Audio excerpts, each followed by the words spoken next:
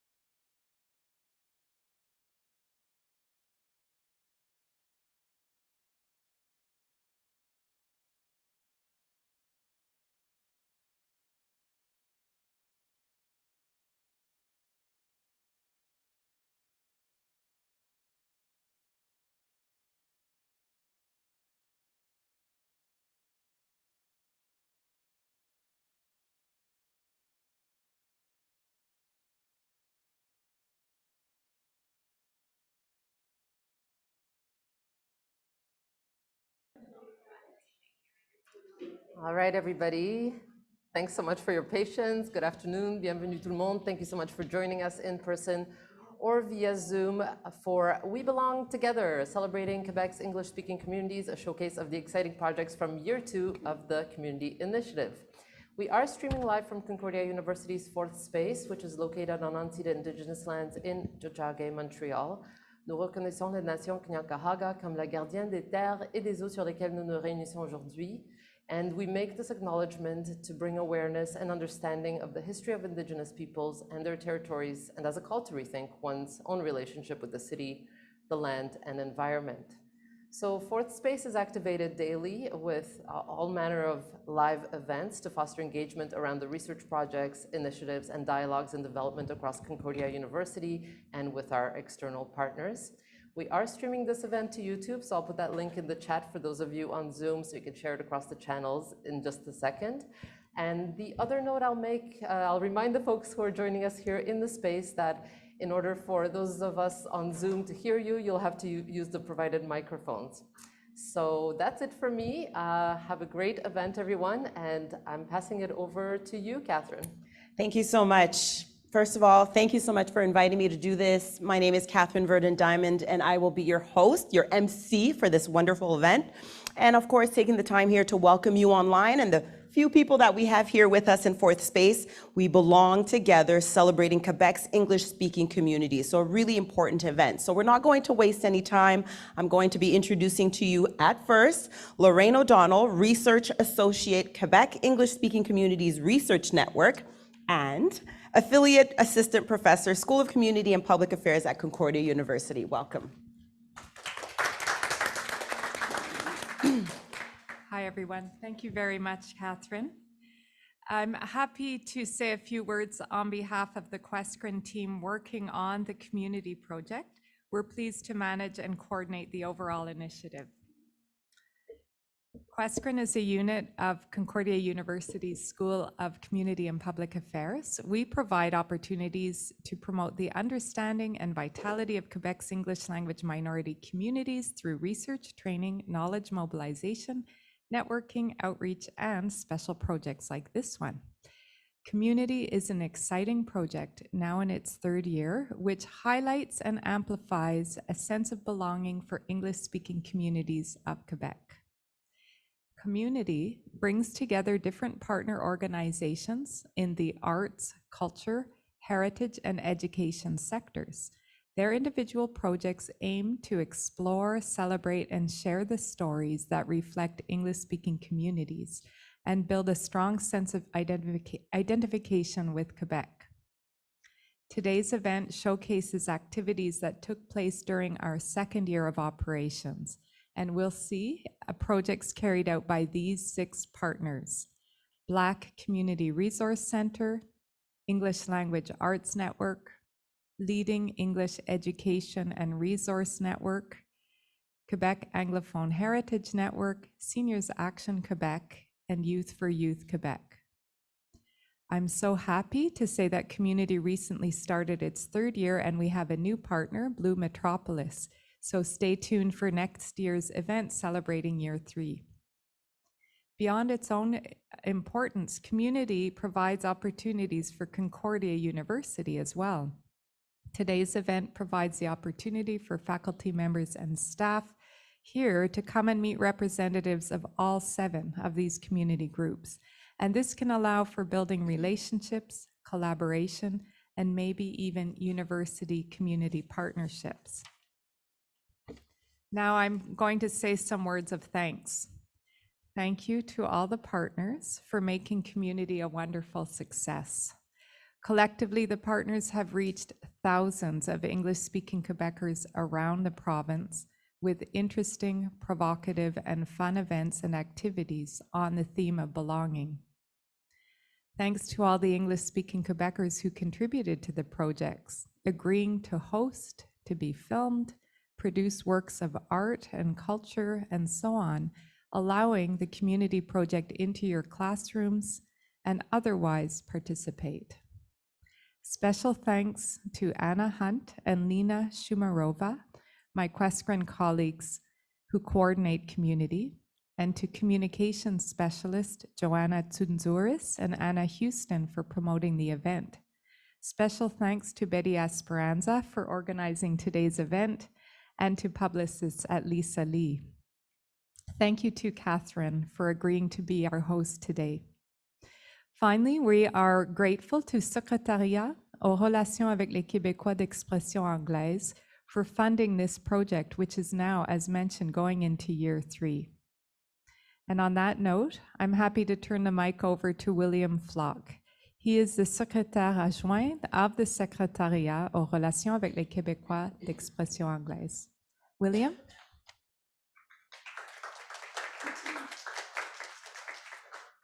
Thank you, Lorraine, and thank you everybody for coming. I'm just going to maybe add a couple of comments to Lorraine's introduction, which gave us some context for the project. This idea for working in this way and supporting this set of organizations, I think arose primarily out of a series of consultations that the Secretariat conducted in the fall of 2019.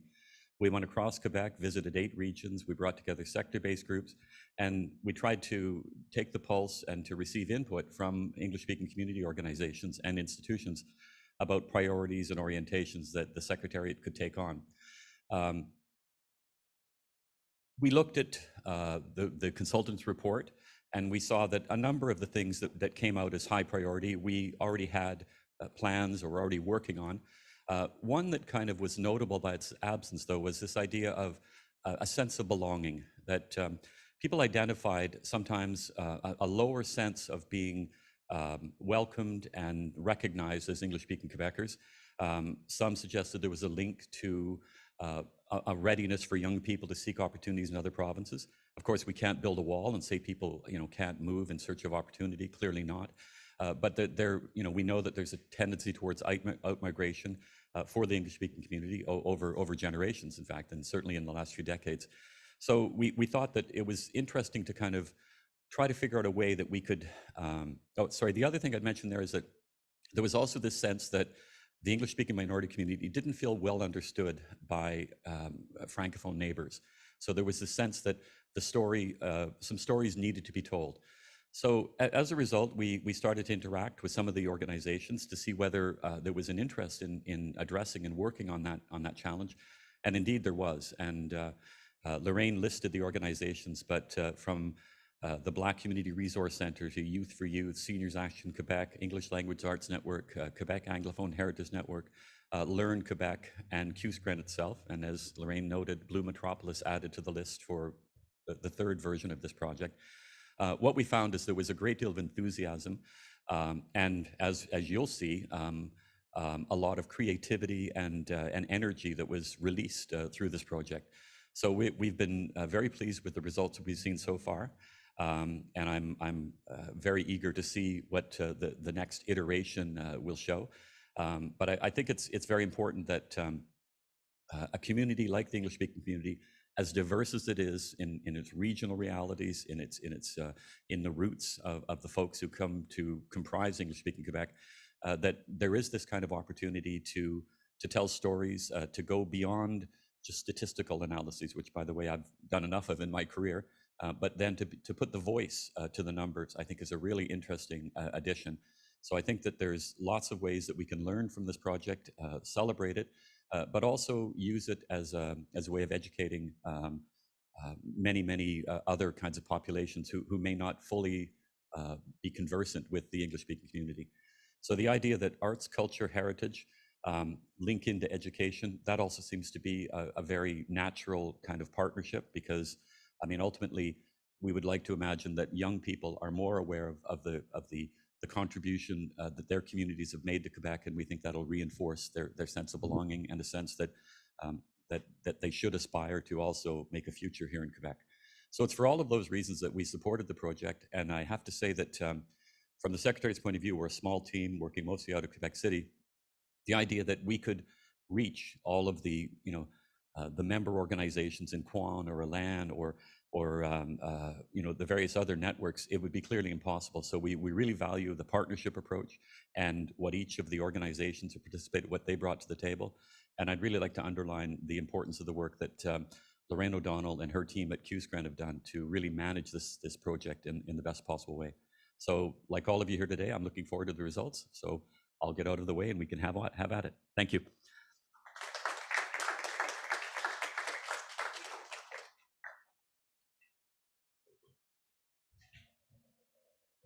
Turning my mic back on, there we go. Thank you so much for this, William Flock. We're gonna begin with Learn, which is right here to my left. Learn's I Belong project took place in the English language schools across the province with over 1,500 students, the ages 10 and up. And students explored the themes of belonging and identity in Quebec society through the arts and acts of community service. So I'm gonna ask you, Mark, we're gonna walk over here to Learn, try to make this as interactive as possible. Emma Legault, how are you? I'm good, how are you? I'm good. Are you excited? I am excited. Okay, so am I. I'm looking at Learn, I'm seeing teach, learn, help. That's the motto right there. So what have you learned about the English-speaking youth while doing this project? I mean, I think, to be reductive, they're just so beautiful. I think what I've mostly learned from youth is they're pretty uncompromising in what belonging means and what acceptance means. And I think a lot of what youth talk about is how diverse they are. They don't necessarily identify as belonging to a singular community, nor do they want to. I think they want all facets of their identity to be affirmed and to have a place here in this province. Do you think that the younger generation kind of want to be out of that bubble of belonging to a group? Because you just said that, but some generations ago, it was our parents who were like, it's going to be this way and it's going to be this way. And I grew up in a French household. You know, I'm adopted. Both my parents are white, French, Canadian. And, you know, there were certain rules and certain things about the French language that were a must. And I think now maybe the younger generation is kind of removing themselves from that. I mean, I think with everything, there's such a wide range, but I think we have a generation in English language schools that are also coming from households like never before, where they have an English-speaking parent and a French-speaking parent. Exactly. And they might even speak 3 or 4 languages. So I think what we're seeing is a generation of youth who really want to make room for all of that. And to them, you know, especially in high school, belonging, fitting in, being accepted is top of mind. And it starts in our school systems. And this is the way in which they choose to talk about it. Back to basics. Let's be inclusive of one another. Let's respect and make room for differences is sort of the message that comes out from their videos and their work. Wow, I love that. OK, alors on va continuer en français. OK. C'est correct? C'est correct. OK. Un des choix du projet I Belong était de réunir les élèves de français et anglais, leur langue seconde, de différents backgrounds et vraiment les mettre tout ensemble. Comment s'est passée l'expérience? Quels ont été les points vraiment plus importants avec les élèves? D'abord, je vous dirais, c'était comme une super belle expérience pour les jeunes. Je pense qu'ils ont beaucoup aimé ça, se rassembler ensemble et avoir des conversations en français et en anglais en même temps. OK. Puis je pense que ce qu'ils ont découvert, c'est qu'eux aussi, ils ont tous la valeur du bilinguisme au Québec. Ils nous disent que pour eux, ça leur permet de participer à la vie quotidienne. puis à participer, à avoir des amis anglophones, avoir des amis francophones, de voyager, de travailler, de contribuer non juste à l'économie du Québec, mais aussi à l'économie globale. Fait que je pense que même là, on voit les jeunes qui se retrouvent ensemble, qui se connectent et se ressemblent. Parce que tu as travaillé quand même avec des jeunes qui sont de 10 ans et plus. Est-ce que tu as vu qu'il y avait des jeunes qui pensaient peut-être que la langue française disparaît un petit peu? Est-ce que c'était dans l'idée des têtes des jeunes ou pas du tout? De ce que moi j'ai vu, j'ai entendu, pas du tout. Je pense qu'ils voient le français comme un atout du côté anglophone. Puis même les étudiants francophones, ils nous parlent de l'anglais comme un atout qui leur permet d'avoir d'autres amis, d'autres expériences à travers le monde. Alors je pense que les jeunes, ils ont beaucoup affirmé que le bilinguisme, c'est un atout pour eux. Ah, mais c'est super. Alors, on a un petit peu plus de votre projet. We have a little bit more. I'm going to ask you, Douglas, to play the highlight reel so that people at home and people here can take a sneak peek at what Learn is all about.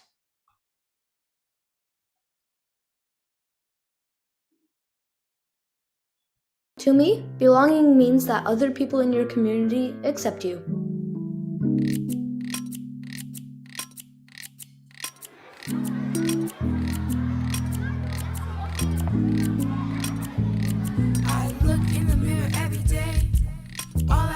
When we go to school, we feel blessed because we are a big, beautiful family.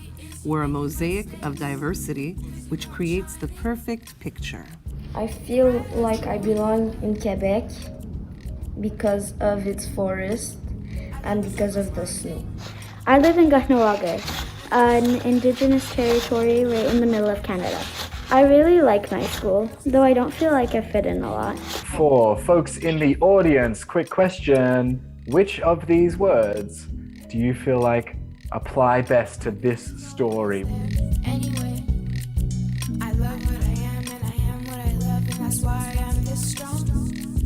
I love what I am. Chez nous, on a toujours parlé en français avec ma mère puis en anglais avec mon père. Puis ça continue à être comme ça à ce jour. De proposer un projet qui rassemble une classe de français langue seconde avec une classe d'anglais langue seconde, ben, je trouve que c'est une excellente idée. Est-ce que c'est important pour toi d'être bilingue? Je suis nerveuse quand je parle français et j'ai beaucoup d'erreurs des fois. I'm also nervous when I speak English. A lot of things that I do right now are because I'm bilingual. My best friend is Anglophone, so she can help me with my English. So I'm not shy to speak it.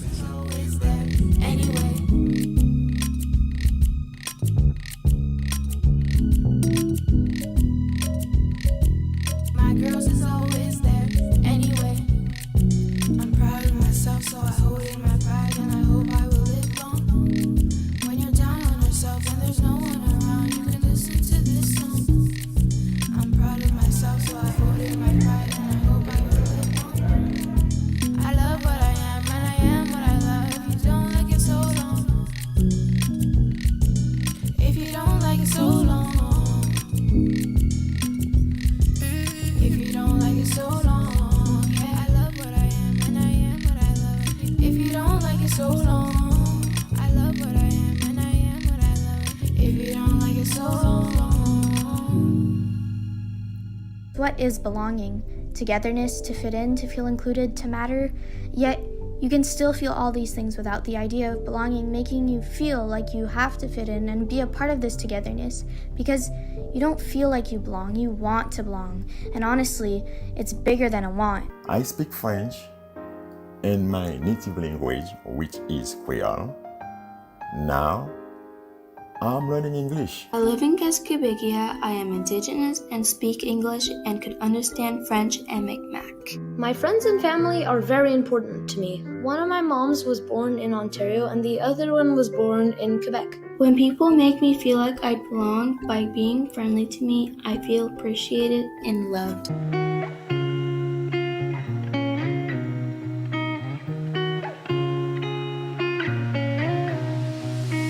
Okay, so this project, I Belong, made me realize that, we're all here as a family, we're all the same in a way, and we got each other's back.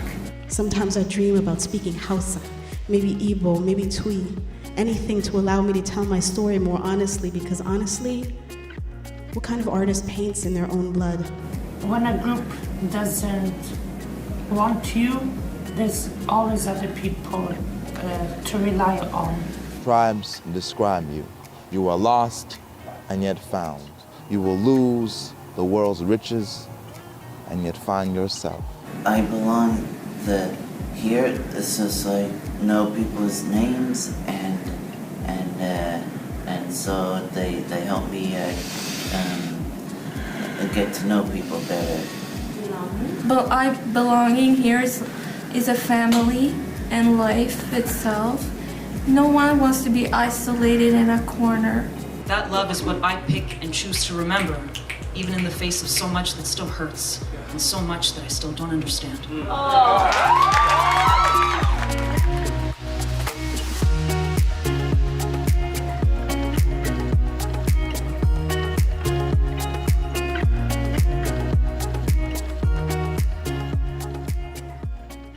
That was wonderful. Oh my goodness, we can applaud that. Yes. I have so many things to say, Emma. So many things to say. And I'm going to start at the beginning where just a moment ago I told you I'm adopted. My parents are French-Canadian. They both speak French. Louise et André Verdon. It doesn't get more French than that. And I grew up in a French household. But, you know, when I was in the 4th grade, we moved to Egypt for 4 years. And so I had to learn to speak English to go to the international school. And that became a thing, right? And where my mom is a separatist, and she is on a completely different note when it comes to English and French and the importance of her French. My dad was like, well, we have to learn English and we have to integrate. This is going to open opportunities for them as they grow older, and for me as a professional aerospace engineer who's traveling the world. And so then we came back here, then we moved to Israel for 4 years. And so it was that experience really that opened all these doors for me, because I look at the opportunities that I have today in being able to speak in French and being able to speak in English. And it's that bilingualism that actually has me here today standing with you. And so I saw I even saw Guillaume, he was talking about it. He grew up in a French household. So many people were talking about the importance of bilingualism. And so the message today, really, if you had to say a little quick note as to what you want people to get from this is what? I mean, definitely, I think to echo the bilingualism, but I would also just echo that, you know, we need to make room and we need to celebrate the diversity within our community. We are not one thing. No, we aren't. And I don't think we want to be, right? And that's the thing. We saw it in the video. Nobody wants to be really one thing. And so, you know, you guys are doing what you're supposed to be doing. I'm going to ask you one more thing in French. Qu'est-ce qui va se passer avec Learn dans le futur? Qu'est-ce que vous aimeriez travailler dans les prochains mois? Mais je pense pour nous, on va continuer le partenariat avec ELAN parce qu'on trouve que ces expériences-là pour les jeunes, c'est super important. Puis on voit ça. Ça leur permet de s'exprimer d'une manière très importante. Ça leur donne un voix. Alors pour nous, le travail va continuer. On va essayer de continuer à promouvoir les jeunes et leur donner ces opportunités-là. L'idée, est-ce que c'est vraiment d'aller dans les écoles de la communauté, dans les alentours? J'ai vu Galileo Adult Center, j'ai déjà travaillé avec eux. C'est vraiment d'aller dans toutes les écoles? On essaie, pour nous, on dessert toutes les écoles anglophones à travers la province. Fait que pour nous, on a déjà travaillé, je pense maintenant, avec à peu près 50 ou 60 écoles. Alors, on essaye, on va continuer à essayer de travailler avec tout le monde. Do you feel your project was really welcome with open arms amongst the English community speaking schools? Absolutely, yeah. Especially during COVID when they were so restricted, because we of course built the project so that it runs remotely 100%, and I think that's a big deal. So shout out to our artists and our teachers, because they're making it work, and I think in the past 2 years it's been very well received. Amazing. Well, we thank you so much, Emma Legault from Learn. So Betty, do you want me to go back up? Do you want to do the transition to the spoken word? Okay, so I'll just do it from here. Mark, are you okay with that? That's what happens when we're live and we're moving around. Okay, so as we saw, Learn's I Belong project includes a spoken word caption. Joining us remotely is one of Learn's collaborating artists, Liana Cosmano, and secondary 5 student at the Riverside School Board, Abigail Shotlander, who worked with Liana this school year to create her own spoken word piece, exploring the theme of belonging. I see them there on the screen. They have both kindly agreed to perform for us, so here they are. Welcome. Hi. It's great to be here. And it was so wonderful to see that highlight reel of all the amazing things that Learn has been doing. I've been working with Learn on the I Belong project for a couple of years now. And it's such a wonderful experience to walk into a classroom physically or virtually and to encounter the first sort of reactions to spoken word in particular, which sometimes is, yes, I'm really excited to do this from some students, and from other students is, well, what's poetry and how is this relevant? And I'm not very excited about this. And to see that complete 180 shift by the end of the session and the 5 or 6 workshops that we all do together. So my name is Liana Kuzmano. I use they, them pronouns, and I'm going to be performing a piece that I tend to do in the opening workshop with the groups that I tend to work with. And then I'll pass it over to Abigail, who's put together some really amazing work.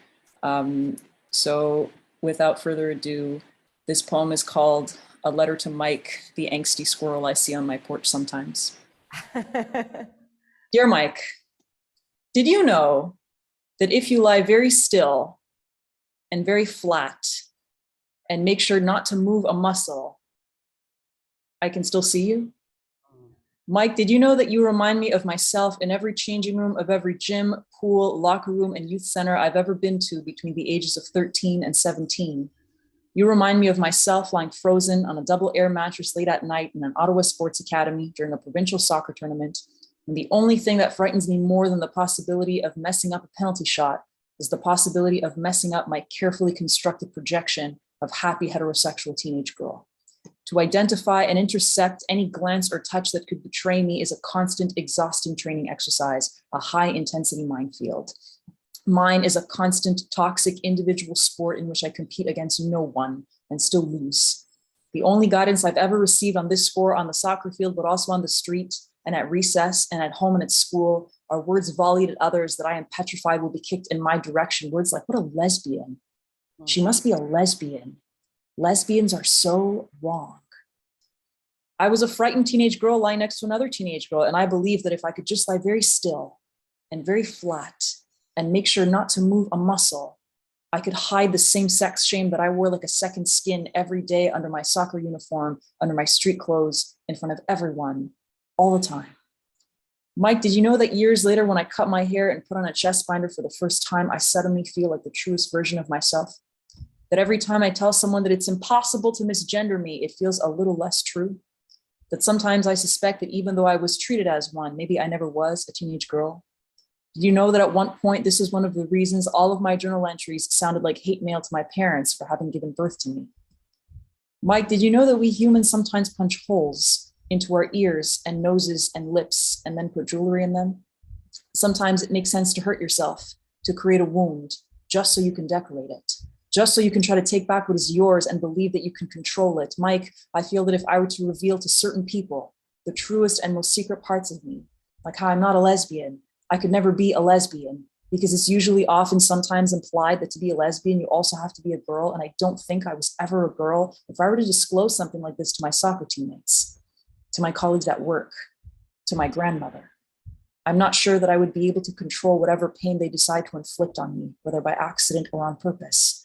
I'm not sure that that pain would serve a purpose that would be worth it, that I could reclaim that pain and make it into something beautiful, something that I could wear, like an earring or a medal or a piece of armor.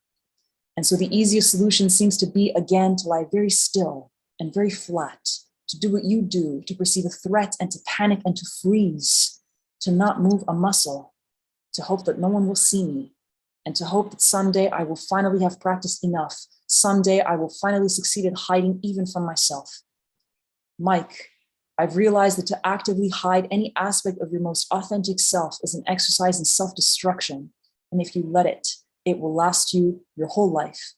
I've realized that if pain is the price I have to pay to feel like a person and not like a ghost, then maybe that will be worth it.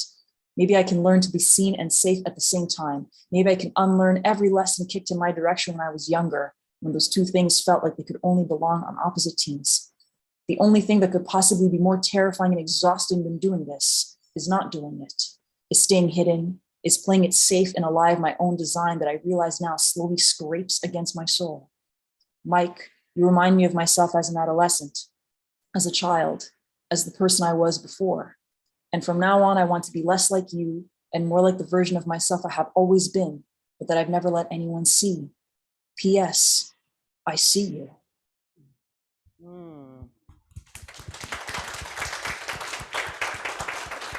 Leanna, can you hear me? Yes. Can you all hear me? Yes, I can hear you. So I don't want to let you go yet, and I don't want you to throw to Abigail yet, because there's so many things. You gave me so many goosebumps during that spoken word, and a couple of things that I want to run by you and ask you, of course. And one of those things is, you know, in talking so candidly and openly, at the end of the day, you're talking to a squirrel. And so is that really because of not being able to find a person or the person that you can confide in, and so you confide into the squirrel? I think that's definitely part of it. And I usually tell the students about the inspiration for each piece that I perform.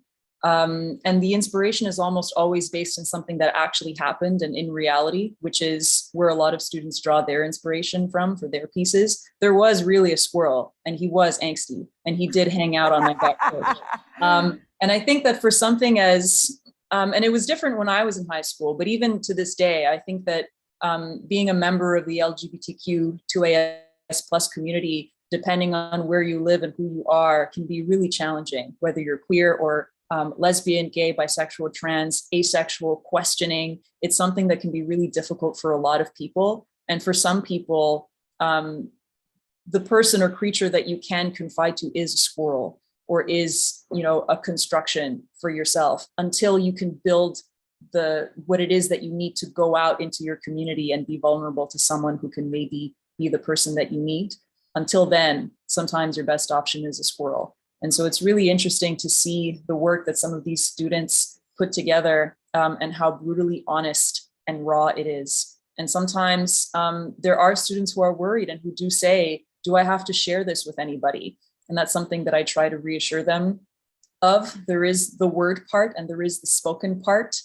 Nobody in any of the workshops that I've ever given, and this is something I stress every class, every year, every workshop, you never have to write anything or share anything that makes you uncomfortable. This is just for you. If you would like to share, and if you would like to be vulnerable to members of your community who could maybe reflect that back to you, that's great, because that creates a great sense of safety and belonging. But if you're not ready, if this poem or this spoken word piece is just for you, if it's just you and the squirrel, then that's also fine. That's also really important, that you be able to have a safe space. And if that space for now is just you and your queerness and your questioning about anything, then that's the most important thing for me as a facilitator. And that's what I loved about it. Thank you, Leanna. Really understood it. And I saw it as almost as though the squirrel was your diary, really. And so really thank you for that. I'll let you introduce Abigail to us. Wonderful. So Abigail is a student at St. Lambert International High School, and I had the pleasure of working with her and her classmates and her teacher, Mr. William Marks. It's a pleasure to introduce her. And I was so impressed with Abigail's style and expression and the way she just draws you into her work. So Abigail, it's all yours. Go ahead. You guys can hear me, can you? Yes. Okay, good. I'm just going to my phone. Wait, no, my phone. Okay. This poem is called Growing Up. I learned to braid my own hair at 6 years old. I learned to be quiet and only speak when I'm told. I learned to pucker up and kiss relatives I didn't like. I learned to stare at the floor and never pick fights. I taught myself to count sheep, to tie my own shoes and let my teeth steep because my mom was too busy and my dad was asleep. I learned to kiss my own bruises and to clean my own cuts. Learned to say bad words like shit, damn, and fuck, and I still say them quietly so my dad doesn't hear. Because to him, I'm still little, and sometimes I feel like he only really loves the little me. I can buy my own bus tickets, book my doctor's appointments. I can sit at the grown-up table now and talk boring politics. I can walk myself to the bus stop and buy my own coffee. I can go to the grocery shop and do my own groceries. I can fix my own shirts and darn my own socks. I can pack all my stuff into my own moving box. I can hold my own hand. I can hold my own breath and learn to grow up. I'll learn to grow up. I'll learn to do taxes, to tie my own tie and to pay my own rent. I'll send my boss faxes. I love my own self. I'll find my own meaning, because maybe the point is to be happy just being. I'll wipe my own tears. My own secrets I'll keep, because my mom is too busy and my dad is asleep. Wow. Oh, Abigail.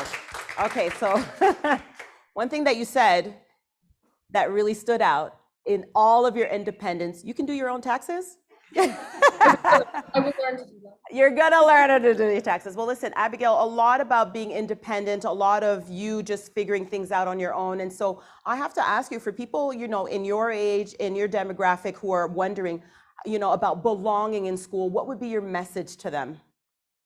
I think that belonging is something so personal and so it's different for everyone. And belonging doesn't necessarily mean to feel like you're the same to anyone else. Belonging is really something that you only belong if you say you belong.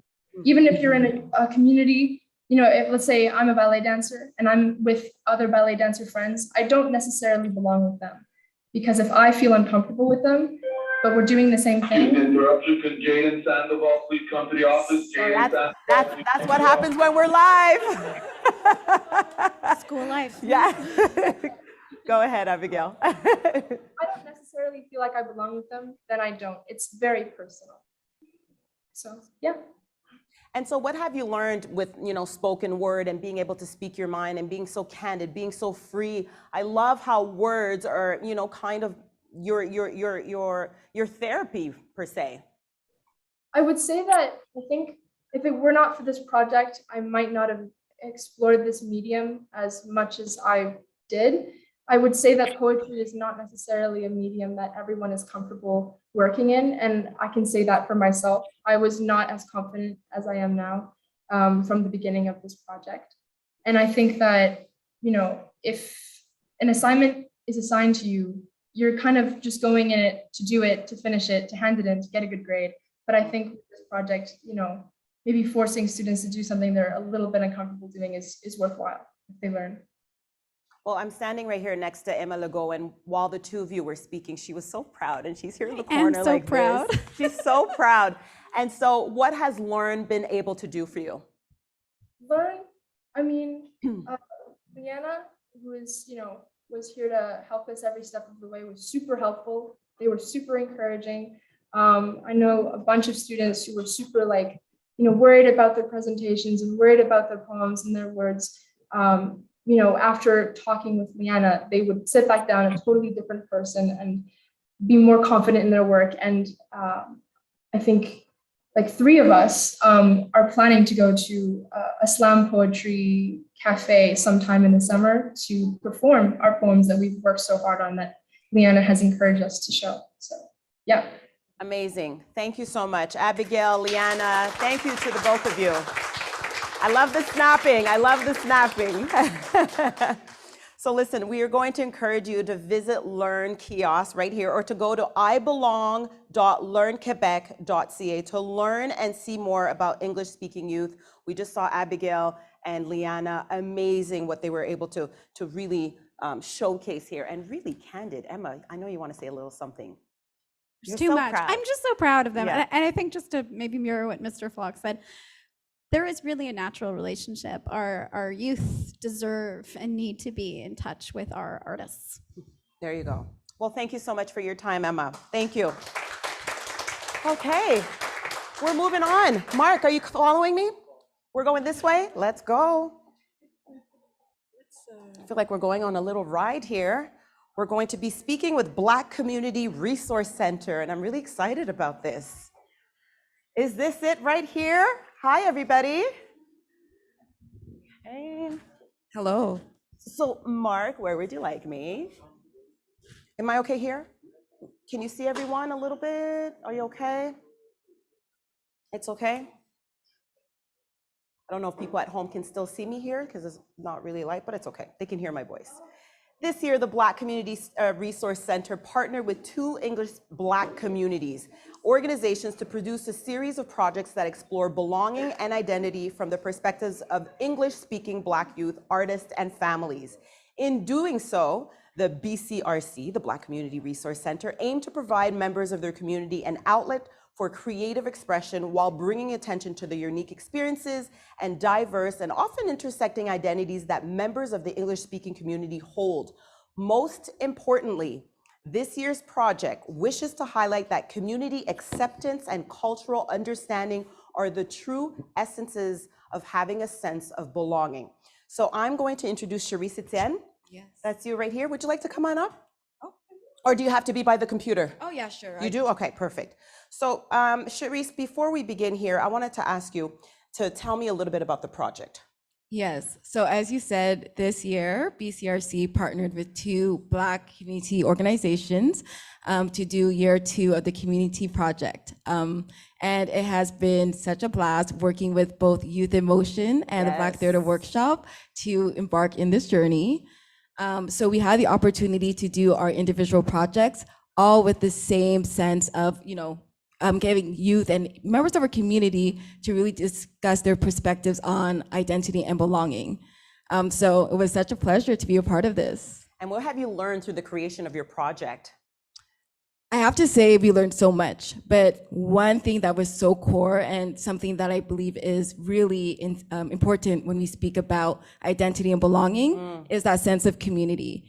And as you can see here, a community is so important because when you don't feel like you're a part of a community, there is a part of you that definitely feels like as if you don't belong. Mm-hmm. And when you don't belong, you're not able to really reach your full potential. And that's something that we really, really value. And that this is something that we want to instill in our youth as well. And also members of the English-speaking Black community that sometimes really don't feel like they truly belong. So Charisse, your last name is Etienne? Yes. Are you an Anglophone or would you say you're a Francophone? Funny enough, I am Anglophone. You are, okay. Yes. Okay, so in terms of a Black woman here and belonging, so I wanted to ask you kind of like the challenges where you may have not felt as though you belong as an English-speaking Black woman here in Quebec.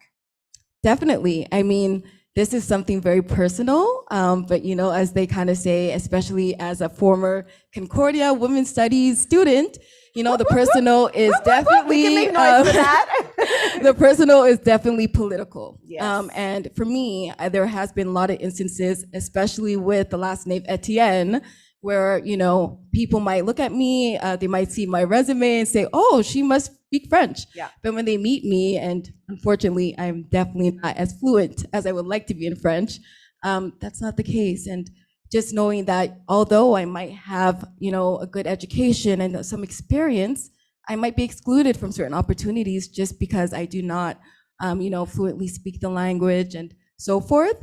But it's something that I do believe that, as a community that we should, learn more about and learn how to support each other to reach those things. But that feeling of exclusion and knowing that you may not have a community to support you in the way that you may need, that's where you might feel, definitely like you don't belong. Okay, well, thank you for that and for being honest. Yes. And really explaining it to us. So I don't know if it's Doug or you that's going to show me the reel. Is it you, Doug? If it is, here's a little bit of the works from the Black Community Resource Center. So I just want to say that this is a little collage of each of the projects. So I'm going to take you through. Okay, perfect. Will I be able to see them here? Okay, yeah. Thank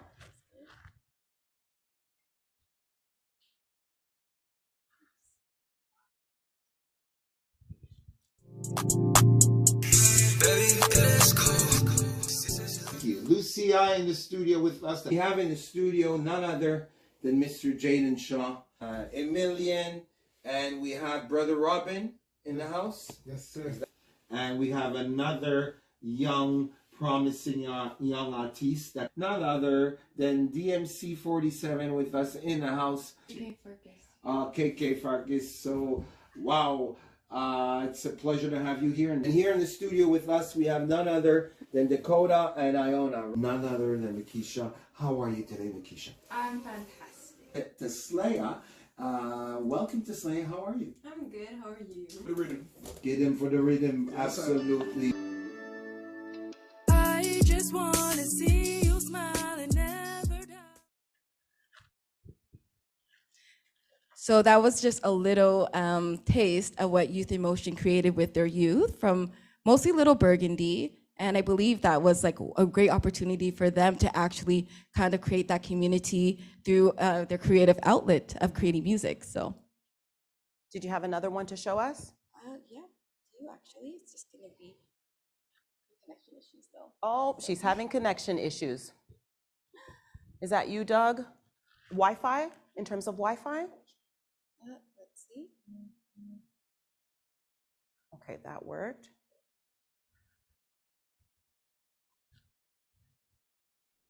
It's the audio, just 1 second. Baby, it is cold. She said she love my flow. She said she love my flow. Hey, baby, it is cold. Snow, snow, snow. Baby, it is cold. Yeah. She said she gon' flow with the flow. She said she gon' flow with the flow. Baby, I don't know. Okay, so we'll pause that.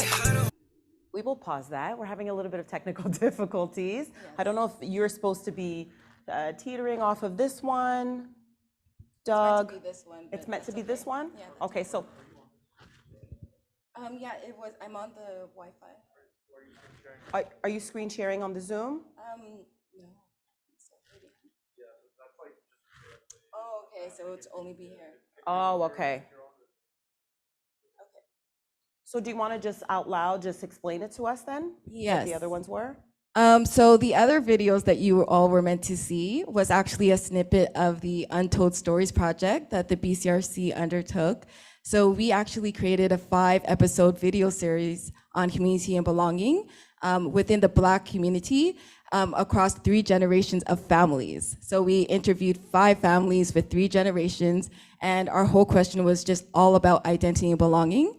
And wanting to understand, how maybe the different perspectives of identity and belonging kind of swayed across the generations. And surprisingly enough, there's some things that definitely were different and things that definitely stayed the same. But it was definitely interesting just to hear the different perspectives and hear the stories and all the history that the community had to share. So that was the other section of the video. And then also, I do want to bring to light Black Theater Workshop. So they actually created a beautiful art installation, a virtual art installation that is just amazing to look at. And it really amplified, the queer Black community's perspective of identity and belonging. And this was actually a second iteration of the initial belonging project that they did. And what the coordinator, Liddy, actually wanted to do was highlight, at the first iteration, she was questioning, how comes, members of the LGBTQ community were not able to participate the first time around? So she said, you know what, I'm gonna make it my point to give them their own space so that they can feel comfortable. And through doing so, she really was able to highlight, and they were actually, the artists were able to highlight things that made them feel excluded within and outside of their communities. So very beautiful art installation. Do you mind passing the mic over? I want to ask you about that. Yes. You do have a second mic? Okay. So I'm going to stand in the way here. So I have to ask you about that. So you saw there was something missing and you decided, okay, I need to work on this and make sure that this is very inclusive. So tell me about the importance of that. Well, exactly. When you have a project that has as a theme belongingness, and the first iteration was we had a beautiful outcome. It was led by Diane Roberts, and we had something like 12 artists who tapped into their own ancestry to find out how to land their roots here in Quebec, in Montreal. And as we were celebrating this wonderful accomplishment, I could not help but wonder how come there was There's a group missing. There was no queerness that had there was nothing about it, as if it was not part of the conversation. And I felt it was disturbing that even if you do an activity within the Black community, how come queerness does not show up not even in one of the stories? At times very taboo amongst the Black community. And to me it was, and that's why I reached out to a couple of my friends and said, when Black communities announce an activity, do you feel safe joining in? And that's when the answer was like, not always. It's not because it's a Black space that I feel safe. And to me, that's why, as Cherise just explained, well, then we'll create a space so that we can explore that question and that you can feel safe for it. I love it. I have a French question. Charisse, do you want to take it? Or are you going to pass I think it I on? might pass it on to Michael. OK. So, Michael, on parle du projet ici. Pourquoi ce projet est-il tellement important? On parle d'identifier et l'appartenance. On vient de parler à Lydie. Et puis, elle nous a parlé comme quoi c'est important d'inclure vraiment tout le monde. Parle-moi de ça un peu. Bien, bonjour tout le monde, merci. Nous autres, c'est 21 Youth Calling, Youth Emotion, comme vous venez de voir les previews. Alors, c'est avec plaisir qu'on se joint à tout le monde du projet Belonging et puis même avec le plus grand réseau là, de ce qu'on a vu ce matin de tous les partenaires. C'est un travail formidable. Bien, je vais te répondre. Oui, effectivement, il y a certaines voix qui se font peu entendre des fois et c'est pour ça que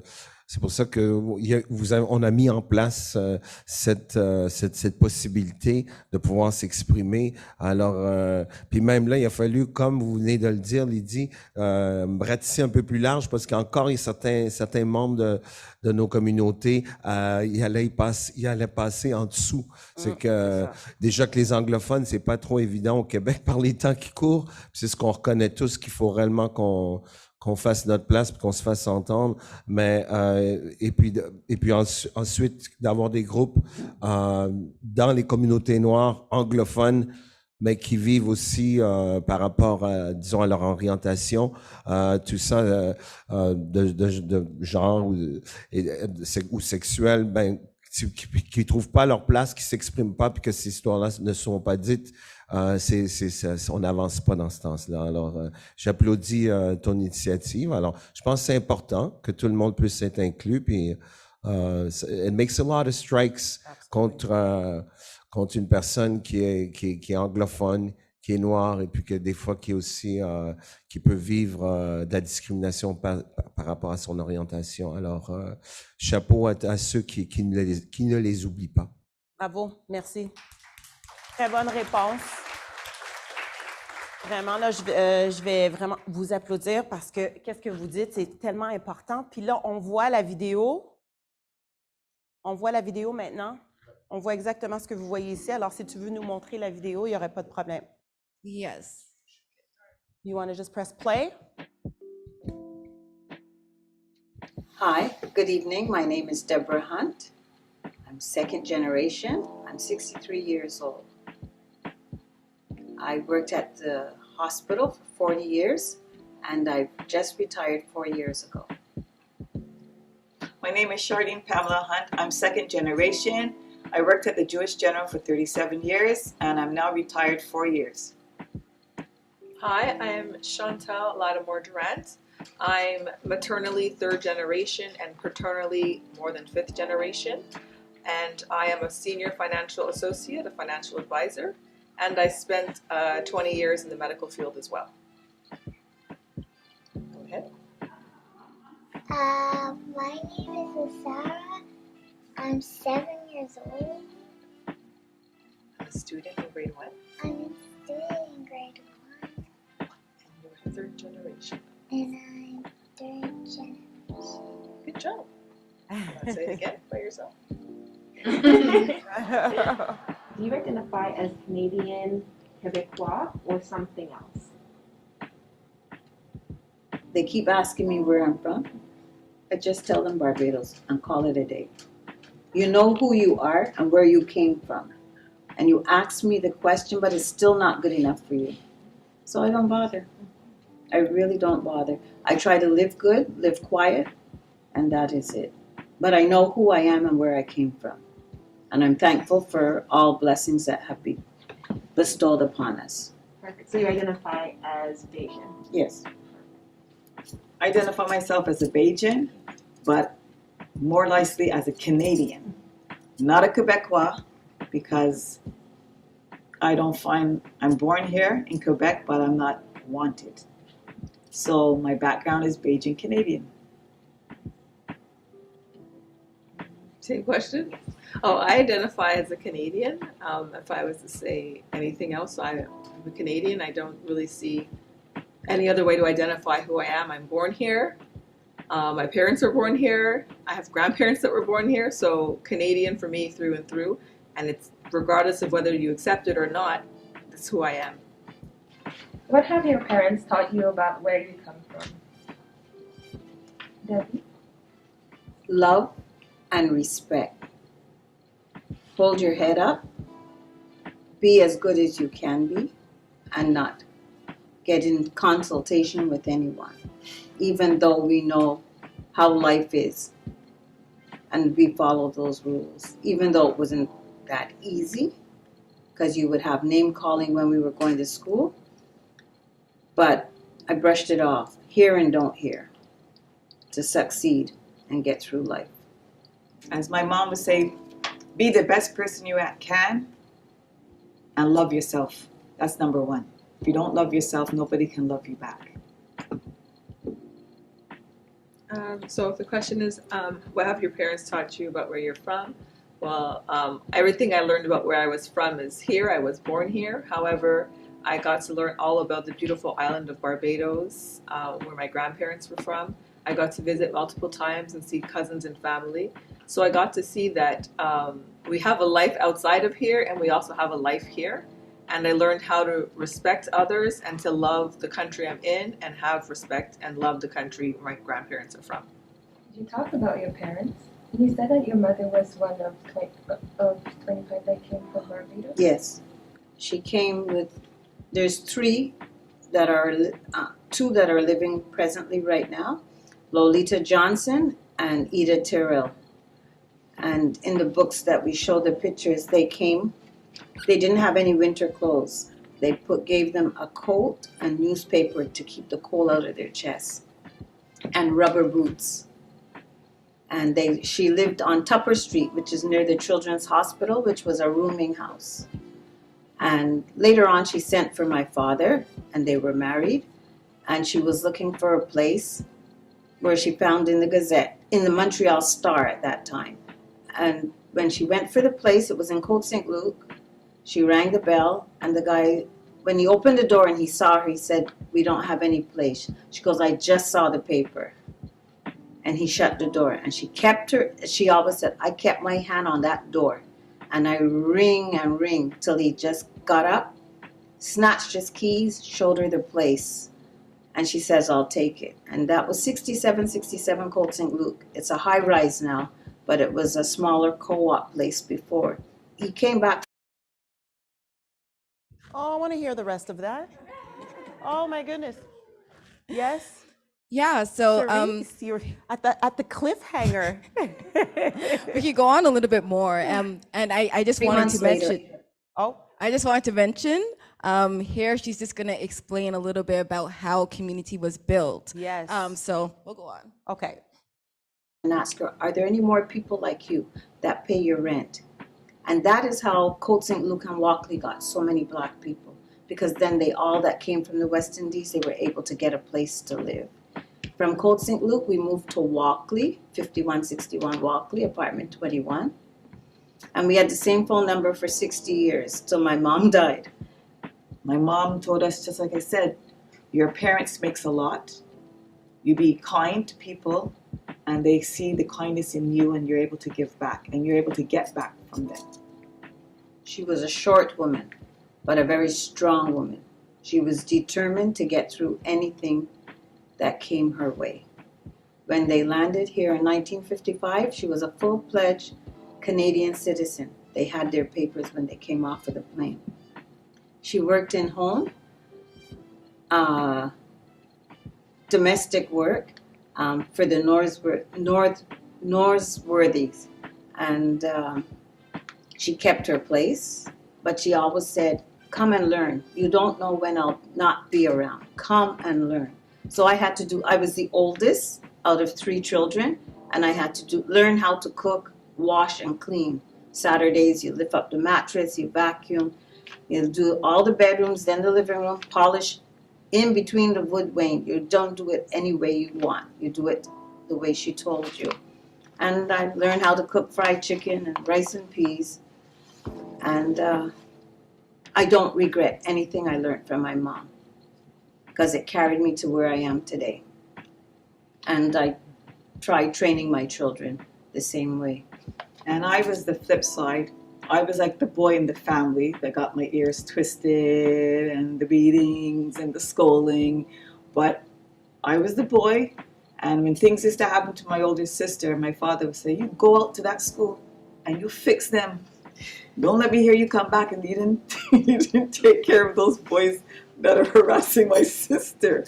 So I guess I got my strength from my father because he made 3 girls. And that's it. I've been always holding my own. And just through my parents and my father's way of that strong hand, you know. He worked at the, I think the Gazette. Or the Montreal The Star. Montreal Star. He was a printer. But when he left Barbados, he was on Radio Fusion. He used to sing on the radio. So he brought that craft to Canada. And he met, and he was a printer in the Advocate. He came here and he met a few of his friends that, you know, you have a bond and they become godparents to you and everything. And his job he picked up after the printing was the Jewish General Hospital. He did other things, but the Jewish General was where he went. And he had a first rough day, and he came home crying to my mom. I remember this. I wasn't born then, but she said, your father come home crying. And she says, what's wrong with you, Daddy? He says, they call me a nigger. And my mom says, you was a nigger? You go back and you do that job the best way you can. And from that day, my father went back to the hospital. My mom said, I will send you to nursing school. And she sent my father as a domestic worker so my father can get all the education he can, and became a nursing assistant and was training the orderlies on their codes and everything.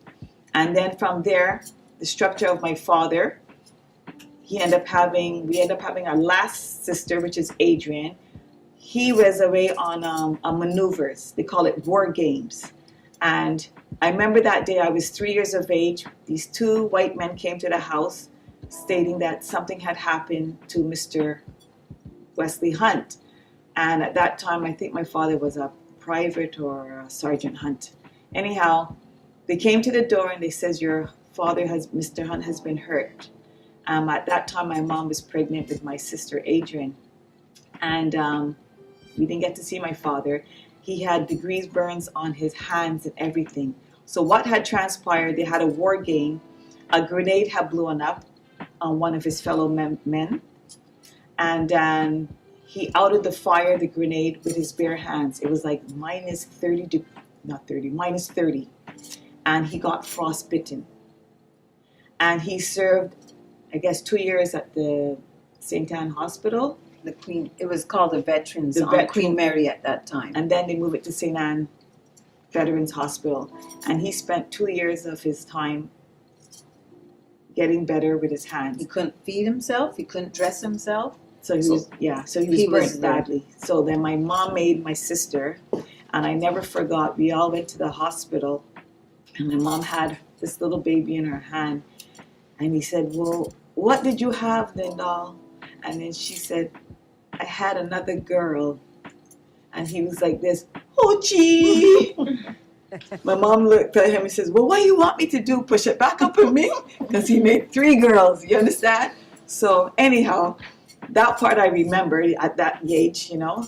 And my father was like a full pledge to Canadian Army and to Canada, his queen, and to Barbados.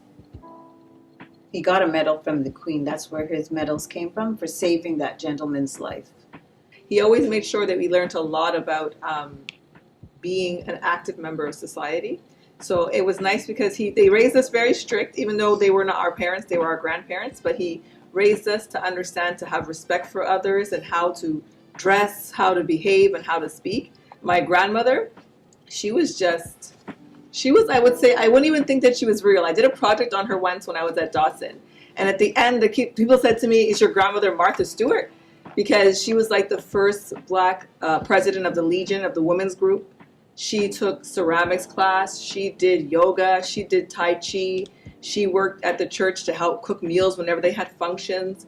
And she taught my sister, myself, and Charlene's son, Andrew, who's no longer with us, how to do ceramics. They brought us to community centers so that we would see everything. So our grandparents were so involved. Wesley and Lindahl are definitely pillars when it comes to community, and it's pillars when it comes to serving.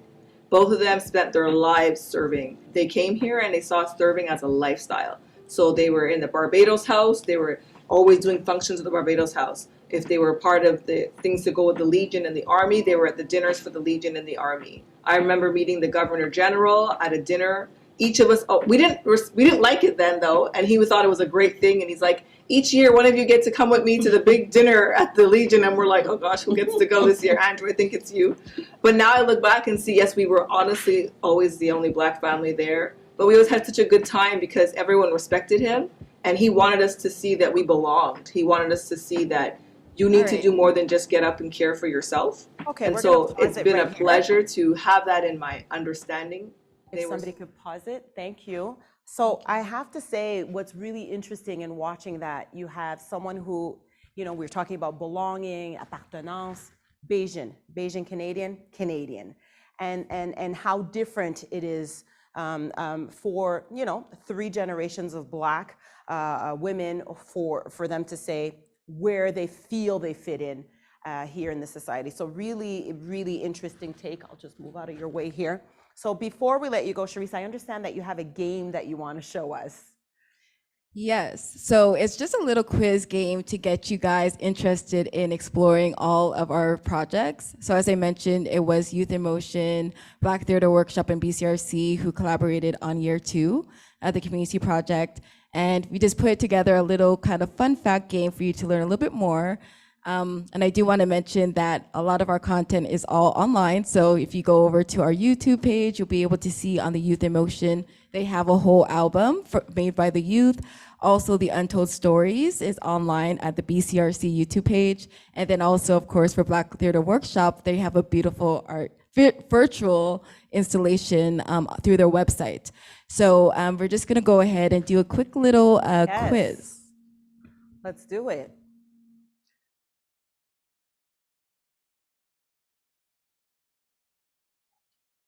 We're able to show this on the screen for everybody at home as well.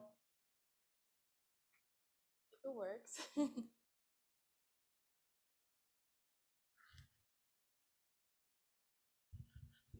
Sorry, folks, we didn't receive the link to share it on the Zoom. Are you able to send it over, Sharice?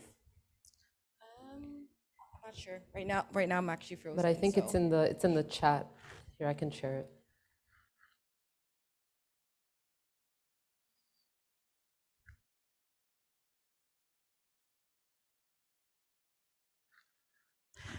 Unfortunately, it looks like we're still having tech issues. No. I'm actually frozen. But I guess at any rate, I do want to kind of give the floor to the others in case they want to mention anything. So we'll go ahead and we'll proceed like that if you don't mind. Perfect. Anybody else from the group want to say anything here? Yes. Okay, there we go. I'd like to just present the person that did the graphic art for 21 Youths Calling, Jaden, right here with us. Absolutely. And Tesleya, she's here with us. She participated, it was her first time singing. She did a beautiful song called Allies. And yeah, let's hear it for Alice. She also works full-time with me at Youth in Motion. So we're really happy to have both of them. They both actually work.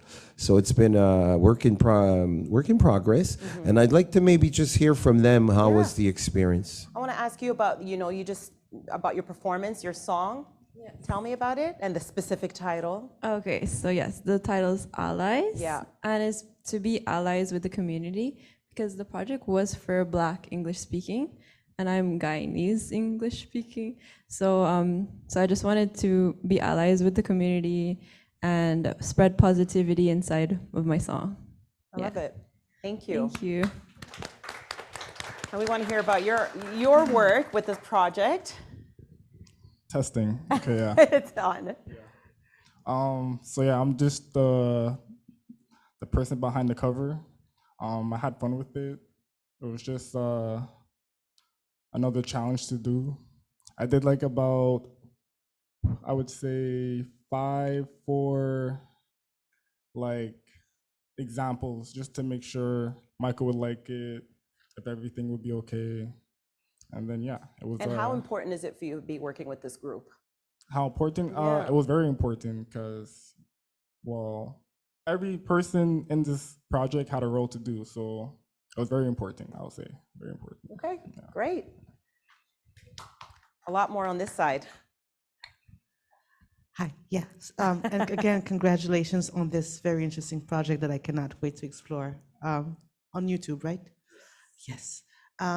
And yeah, I talked about how we did the project, but there's one of the artists that participated to the installation that's here. So I really want to make sure that we can highlight and celebrate Nigel. Absolutely. Just tell us your name, please. I'm H. Nigel Thomas, and I got this invitation from Liddy about the Belonging Project, and I wondered at first whether I should participate, but eventually I did, and I created a sort of a video project in which I spoke about growing up in St. Vincent and moving here, my experiences here in Montreal, my community involvement and community rejection, and living in Quebec City and going through pretty much the same sort of thing. I integrated the project with with some of my work. By the way, I'm a writer, and in fact, last week I won the Canada Council Molson Award. Wow.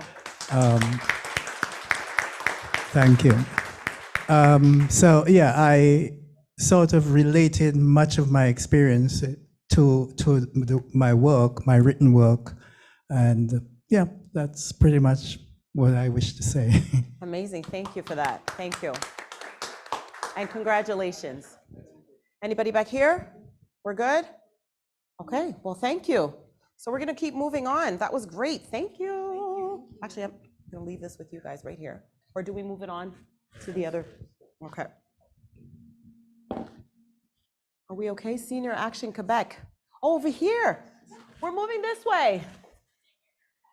Okay. How are you guys? Nice to see you. Okay, so I'm just going to put this here for one of you. You guys can share that mic. So quick description here.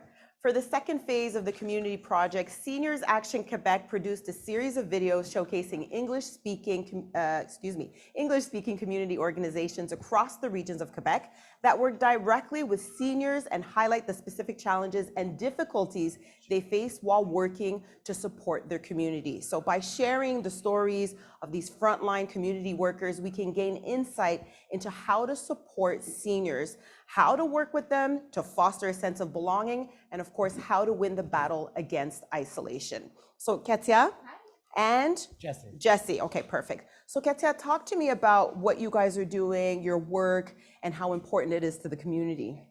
So Seniors Action, a microphone, this is so weird. Seniors Action Quebec works to support English-speaking seniors and seniors in general, and also community groups that work with seniors and the English-speaking seniors of Quebec. And Jesse's part of our production team, just to give the context. She's throwing you into it. But he knows more, he has a different perspective on the project because pandemic and I was stuck in the office and Jesse was on the road. So Jesse, you were more hands-on, so tell me about the project. You guys could, yeah. Yeah, so this year we went all across the province to talk with the different community organizations and how they directly impact a sense of belonging, creation of community, and helping these seniors navigate through sort of the landscape where maybe they're not as fluent in French and they have to deal with all these services. One thing we forget being Montreal people is that outside of Montreal, sometimes it can be very difficult to find English services, and then when you're a senior, medical things are very, very important, and those are harder and harder. Is it common? Do you see that the senior community often struggles with this? From what, I mean, I'll let Katya go. From what I saw, it was, they needed a lot of help. Is it more of an issue than we even realize? Yes. Really? Okay. Yeah, and that was why we wanted to, so just to give a bit of context, in the first year of the project, which was last year, so it was 2020, 2021, our focus was just finding, I think it was 9 videos we did, 9 seniors, all with different stories, and of what it means to belong to Quebec, what it means to be an English-speaking senior. So we sat down with them to kind of talk about the key political and sociological events that happened in Quebec and the impact it had on their sense of belonging. So flash forward, 18 months into a pandemic, we thought, oh, that's great. We have the civilian perspective, as I call it, and then we'll just shift literally the camera lens and focus on the community groups who work with English-speaking seniors. So we focused on 5 community groups. I have my cheat sheet because I know the acronyms, but not the whole okay. We all names. have notes. And with the camera, I'm like, too much pressure. So in Montreal, we have ACDPN, which is the African Canadian Development and Prevention Network. Then in the Magdalen Islands, we went to visit CAMI, which is the Council for Anglophone Magdalen Islanders. And then in the Gaspé, we went to visit the Community for Anglophone Social Action. And then we went back to Abitibi-Témiscamingue, and we went to visit Neighbors. So it's Neighbors Association of Rouyn-Noranda. And then we went to Quebec City, and we went to visit Voice of English-Speaking Quebec. So I'm seeing all the people here. You have actually Helena Burke, Charlene Sullivan, Bridget Wellens, Tanya Callender, and Alan Richards, all on standby, who are here to talk about their projects. So yeah, little changes, last minute changes, because it's live and it's Monday and everything happens in life. So for Cami, there's Joy, who's going to be here, and for Kaza, it's going to be Faye. And if the Zoom gods are with us, big breath, everyone should be coming. Okay, so I'm gonna go on over because I want to meet these people. Cool. Let's move on, moving on up. Here we go. Am I going back to the podium so I can see? Okay. Oh, go sit over there. We're sitting over there. We're sitting over there. We're sitting over there. All right, in the big chair. Oh, look at this. Hello, everyone. Can you guys hear me? You can all hear me? Yep. Okay, good. Okay, so the first person that I'll be speaking with is Helen. Where's Helen? Where's Helen? Where's Helen? Where's Helen? No, Where's you're going to Helen? be speaking to, where is she? I have Bridget, Olivia. Joy for Cami. Charlene, Joy, there she Hi, is. Joy. Hi, Joy. So many faces. Okay. Hi. Okay, Joy. There. Okay, so tell me about your project. So our project, we do a lot of different activities with our seniors, and we felt it was important to have all of those things shared and the importance of keeping our seniors in their homes as long as we could. Unfortunately, not all seniors have that option, but we do our very best to do visits. Oh. The Zoom gods. We lost you, Joy. I don't know if you could hear us, but we are losing you. I don't know if you're your connection, because everybody else is here and not freezing. So Joy, I'm going to let you. Okay, maybe if I turn my video. I can turn my camera off. Sometimes my video will work better with my camera. Okay, so as long as we're hearing your voice, I'll let you know. Is it working good now? We hear you loud and clear. Okay, perfect. Everybody tells me I'm nice and loud, so it should be good. I'm sorry. Our goal is to make sure that our seniors in our community stay in their homes as long as that they can. We don't have a home for the seniors to go in our own community. So as long as they can stay in their homes, we make sure that they have everything they need. So I go and visit, I do a lot of outreach. I'd even deliver them books if they read, puzzles if they need them. We do activities to bring them out into the community so that they get to see people. Unfortunately, like everybody with COVID, it limited our activities in person, but I still did the home visits to make sure they didn't need anything and weren't completely isolated from the rest of the world. if they need anybody in between to bridge that gap with a social worker or adaptations in their homes, whatever they need, we try to be there as much as we can to help them with every step, especially if it's in a different language, because the majority of our seniors cannot speak French. So we have to make that gap and be there for them to make sure they understand not only the language, but the words that are being used for them. And so, Joy, that's I have our to project ask you, in a nutshell. When you talk about, you know, not only are they struggling with language, they're struggling with isolation. Are you noticing also that most seniors want to stay home? Because I noticed that you spoke about going to their homes and trying to keep them at home. Is that something that most seniors want, or is that something as a society we should enforce to allow them to stay at home as long as possible? I think that it's good for their morale the longer they can stay home. I find some when if you mention to them that they have to move into a home for seniors, some of them kind of lose that vitality and that, you know, that want to live.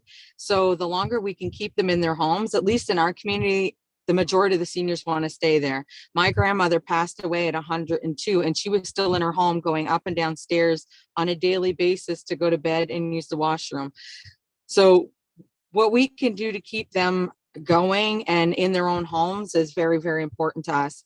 And I'm hoping that the majority of places, even in the cities and things, some people want to go to the home. They don't look at it like a death sentence. But sadly, I find a lot of our seniors here feel that if they're not in their home, they're just going somewhere to die. And that to us, it's very saddening that they would think that. So whatever we can do to make sure that they stay where they want to be and where they feel the most comfortable, we're going to do that. I appreciate that. Thank you. I'm going to move on to Charlene Sullivan for Neighbors Association of Rouyn-Noranda. Hello, Charlene. Good afternoon. How are you doing? Great. Yourself? I'm doing great. So listen, I want to hear about your project all the way out in Rouyn-Noranda. We're not far, you are. We're on the mainland. Yeah. So before though, let me just thank everybody that worked so hard on this project. It has been a wonderful experience, and it was so rewarding to highlight the regions and the English-speaking Quebecers in our institutions. It really, truly increased our sense of belonging to be included in this. I want to say a special thank to Jessie.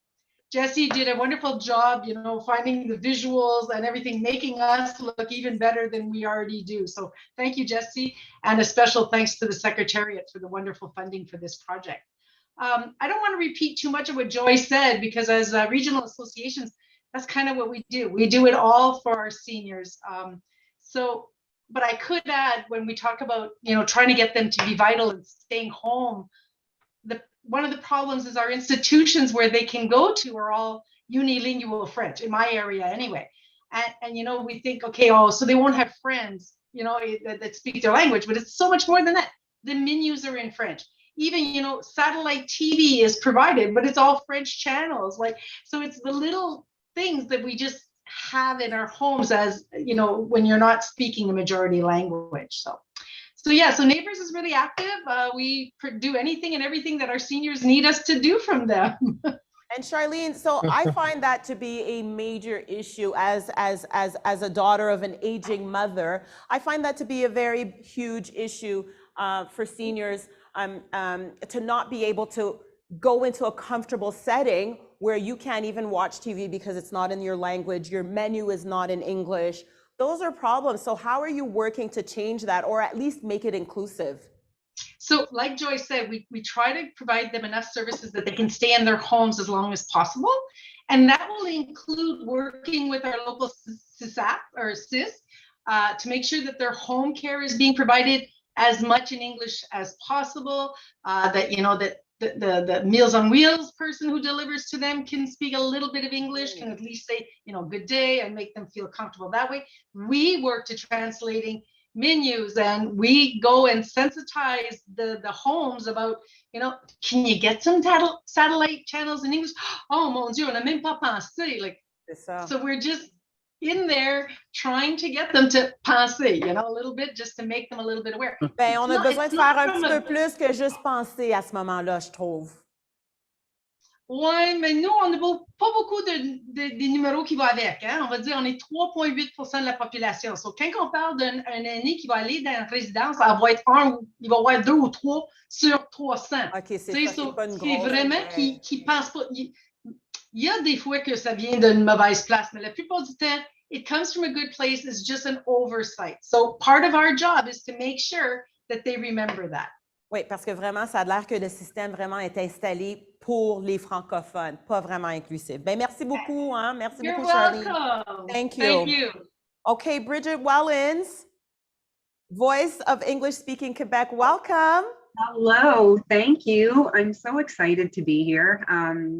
When I got the clip last week, I was getting over COVID, and it was seriously the best thing in my week. So I'm really happy to be here. And our project was really, we wanted to highlight what we do to help seniors participate socially in the community. And without repeating what Joy and Charlene just went through, because we do a lot of the same things, even if we're in different regions, seniors are seniors, and no matter how many seniors live in the community, we still have to all come together to make sure that they feel like they're part of the community, they belong, they have something to contribute, they have contributed.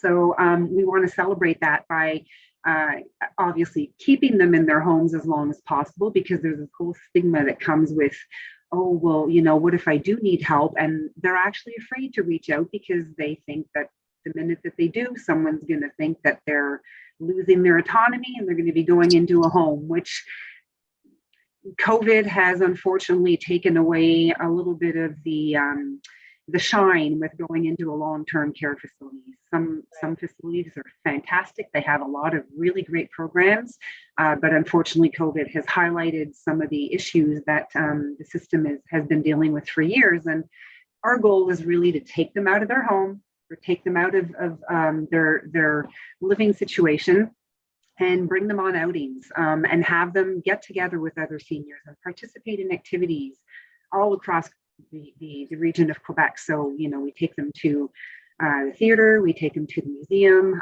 Shopping trips are really, really popular, and we typically come back with loads and loads of bags to help them bring into their homes. But they go to the restaurant, blueberry picking, and all sorts of different activities throughout the city.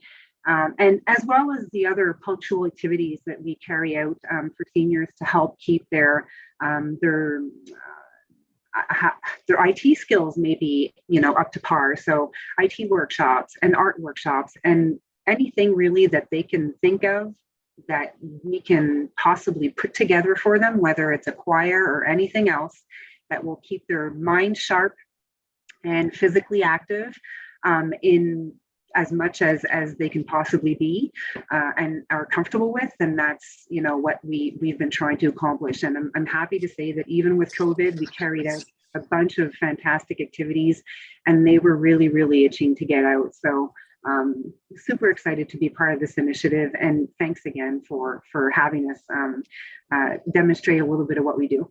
Thank you so much, Bridget. And it's so important. You brought up so many important points here because we were talking about, you know, obviously inclusivity in terms of the English language, but really also that's when it comes to isolation. You talked a lot about COVID, but we have a senior community and an aging population here that is really isolated, and the pandemic made it more so. And so how do we make sure that, you said, you know, bring in the choir, entertainment, make sure they're seen.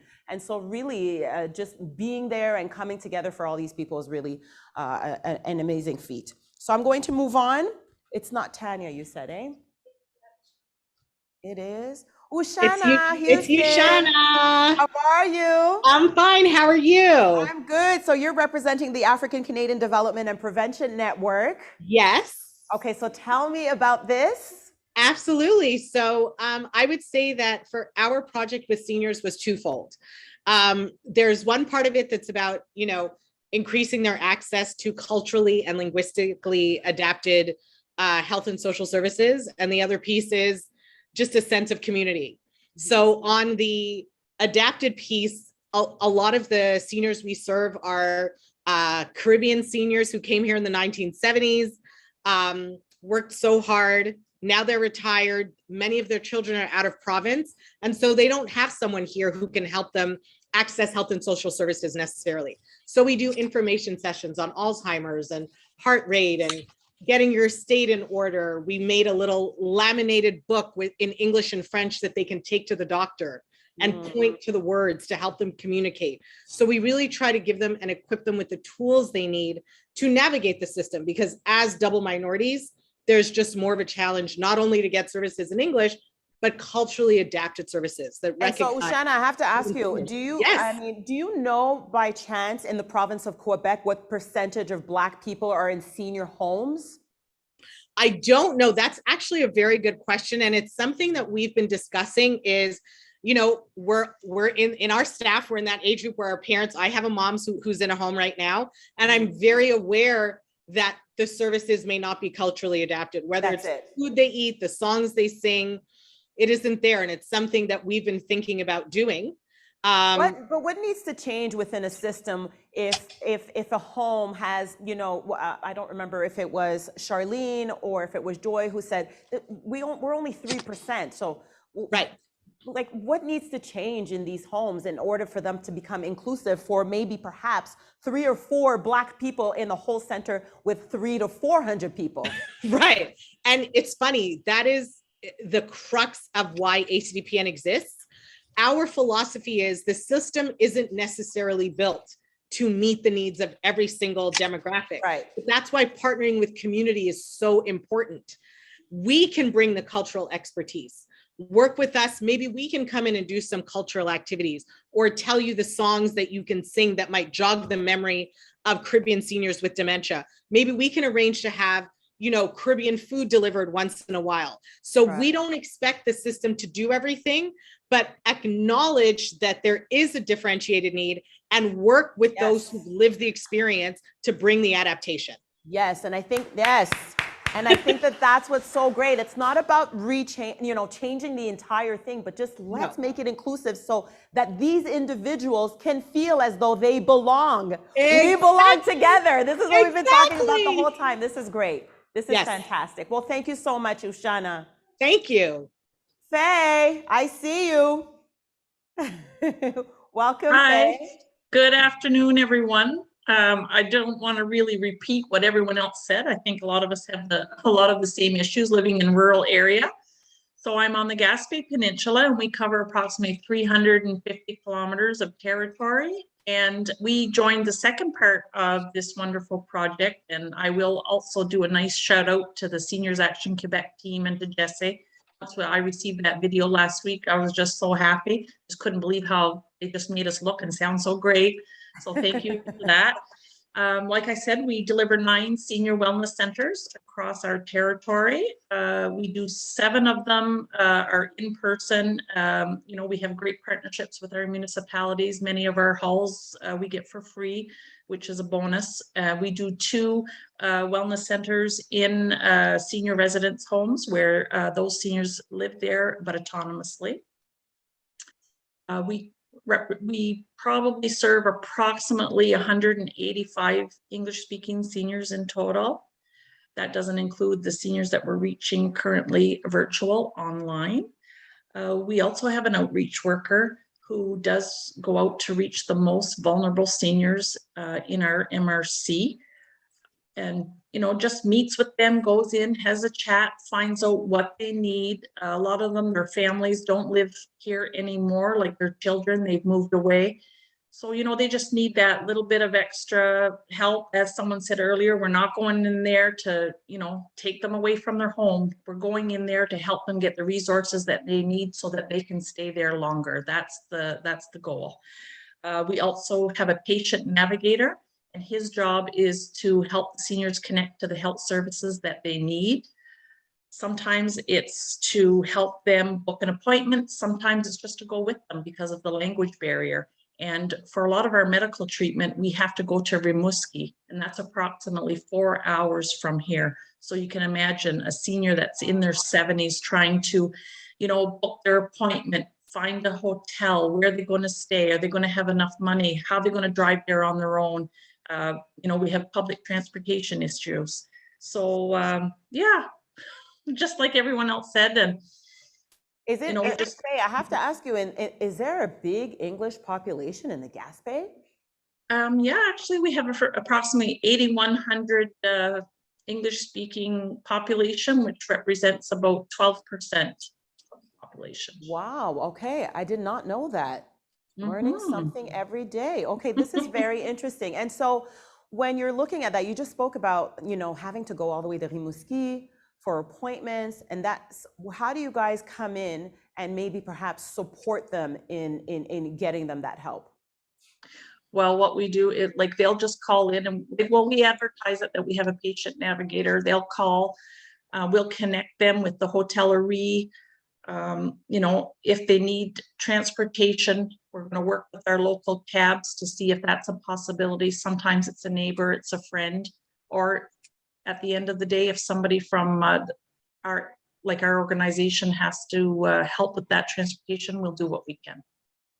So this question can go to Faye, it could go to Ushana, it could go to Charlene, or it could go to Bridget.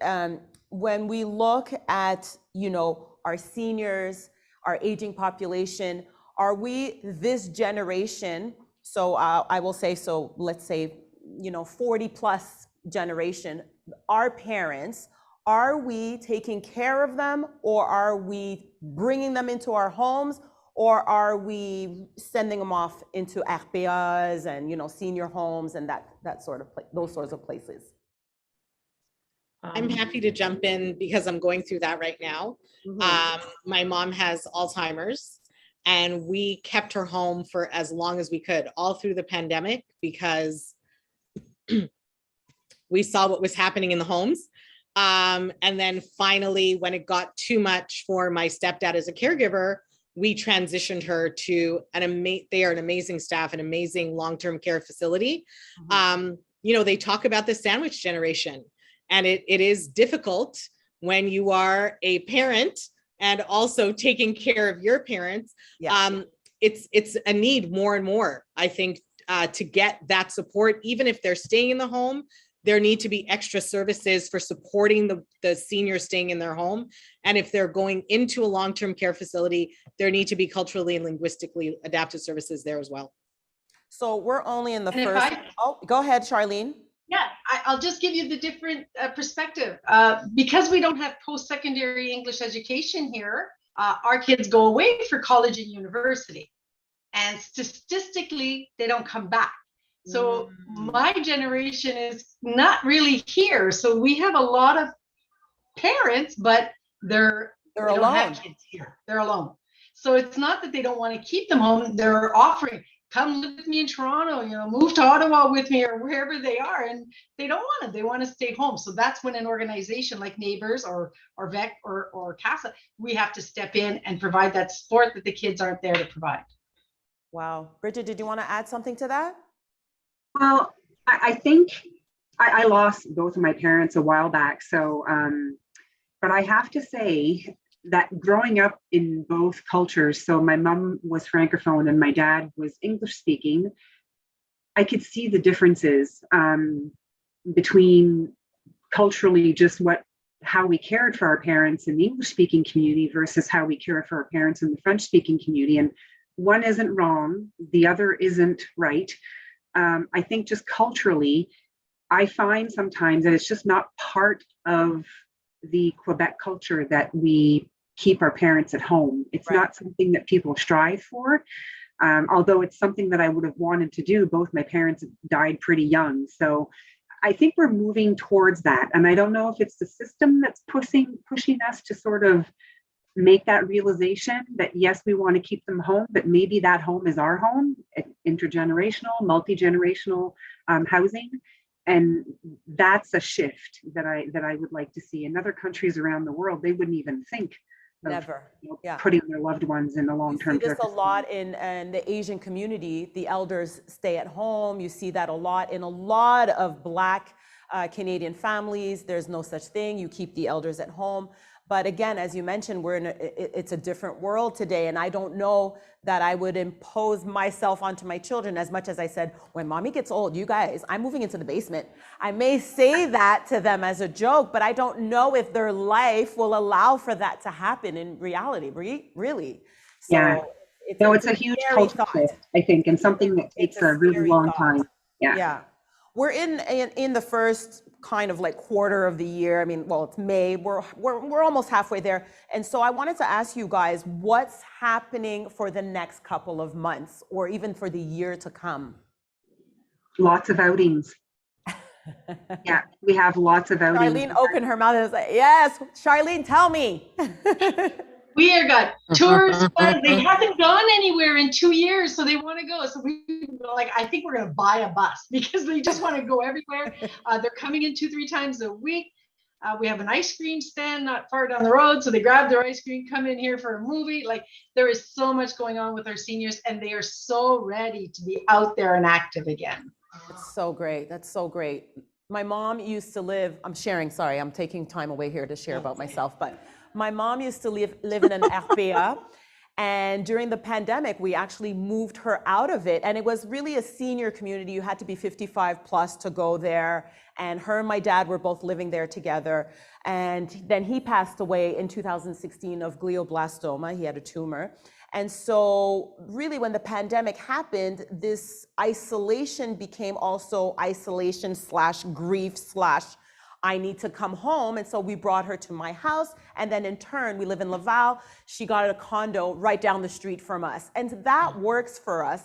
But there's something about her being in the RPA that she misses, which is everyday chatter, everyday gossip, coming down and being at the little cafe with all the other elders.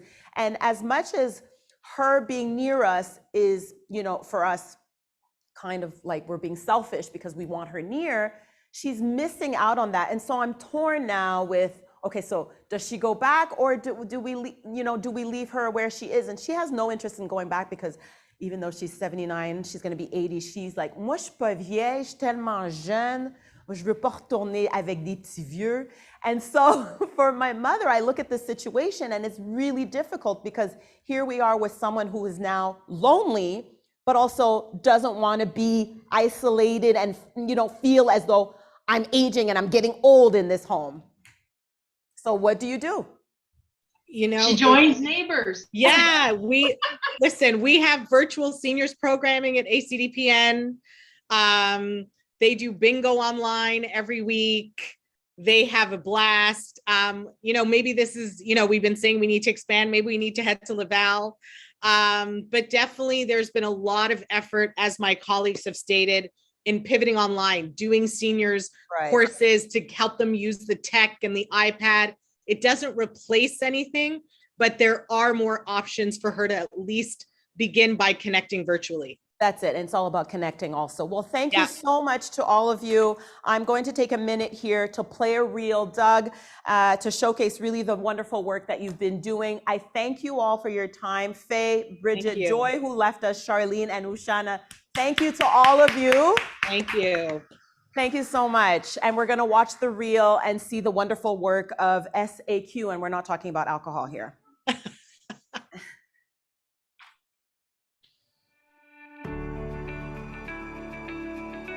Yeah, I was talking with some friends the other day and saying how, I'm way down here in New Carlisle today. I'm a 2.5-hour drive from home in Douglastown, but yet we're like old friends.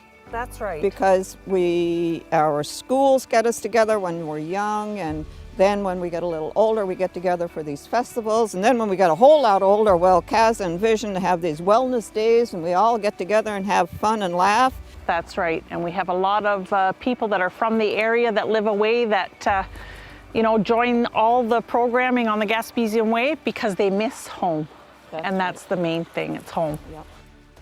The English-speaking community in the Greater Quebec City region represents about 15,000 people. It's really spread out over a large territory.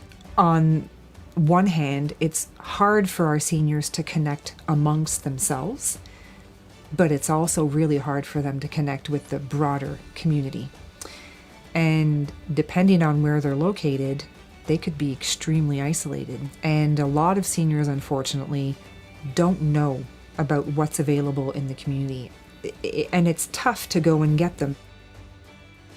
Our goal really is to do everything we can to keep our seniors as healthy and autonomous as possible so they can stay home as long as possible. But what we try to do is make sure that these people that are living alone or who may be experiencing isolation a bit more than others, is that we try to get them out, get them connected to our services. Our outreach worker goes to visit them. I believe that we're an essential resource for the English-speaking community and a critical part of the ecosystem. The English-speaking Black population, which is double minority because of language and culture, was pretty spread out across the island. So we are really trying to be that lifeline to say, we're gonna create a safe space here for you, and we're gonna bring in what you need, because it is that important, right? So we bring to them a level of comfort that they need. So that, and we hold that really close to our hearts, right? We don't ruffle their feathers, we don't force them. Everything is on their time and in their schedule, and our responsibility is to make it okay for them. There's a sense of ownership here.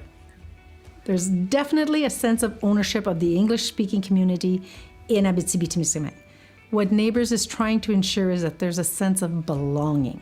If you're not accessing the services, the fun, the theater, if you're not part of the everyday life, then you don't belong here. You own it, but you don't belong. No, I've had tourists come up to me and say, we didn't know people in the Gaspé Coast spoke English. And I say, geez, we've been here.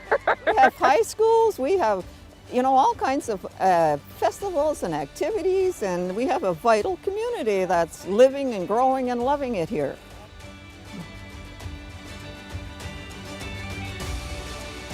I love it.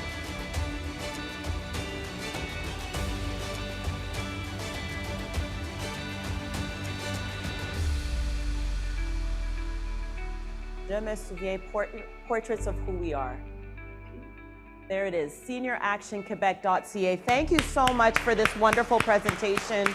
Really, you guys are doing a phenomenal job. Everyone on board, amazing. Thank you for your time once again. So do you want me to look in this one or that one? Yeah, we're gonna move around 2 seconds. I'm just gonna do the introduction. So this was great, moving along quite nicely. I'm having such a good time here. Let's do this every week. Okay. So we're moving on to Quebec Anglophone Heritage Network. And again, Jesse, thank you so much. And Katya, thank you so much. Thank you to the both of you. How people learn about and reflect on history of English-speaking communities in Quebec influences how Anglophones see their place in society today. Community heritage is rarely, sorry about that, we're live, it's okay. Community heritage is rarely, if ever, learned at school. Luckily, many Quebecers can still learn to historical societies, archives, small museums, and other grassroots cultural organizations for information and stories about the places where they live. Some of the oldest heritage organizations in the province, in fact, were established by English-speaking Quebecers. These days, local heritage institutions in many Anglophone communities are struggling to exist. As English-speaking populations continue to decline through its belonging and an identity, Small Grants Initiative, the Quebec Anglophone Heritage Network, QAHN, supports member-led projects that can increase public knowledge of Quebec history and heritage, which are accessible to community members in English and in French. I'd like for you to see this reel.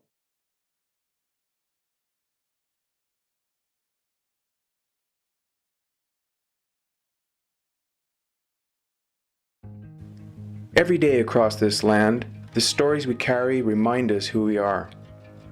Stories from and shaped by the past, stories about places where we live, about our connections with each other and the world we share.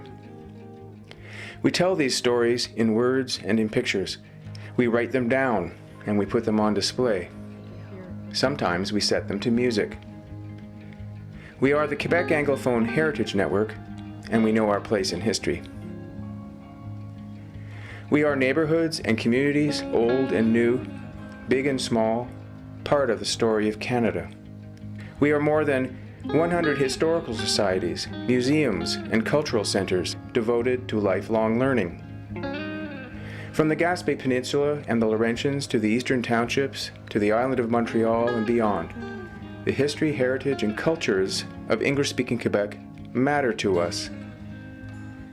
Our seminars and workshops have helped hundreds improve their knowledge of artifact conservation, fundraising, communications, and volunteer recruitment. Our quarterly magazine, Quebec Heritage News, features people, places, and perspectives you won't find in other publications. Heritage Talks, our winter lecture series, is free of charge and open to all. Our bilingual traveling exhibitions are also available on loan to schools, museums, libraries, and other public places. And since 2020, we've been helping English language researchers, curators, archivists, and other creators financially, because history and culture belong to everyone. With funding from the Secretariat for Relations with English-speaking Quebecers, our Belonging and Identity Small Grants Program has already generated local heritage investments of $100,000, supporting 21 great community learning projects. Last year, we were able to partner with 11 organizations.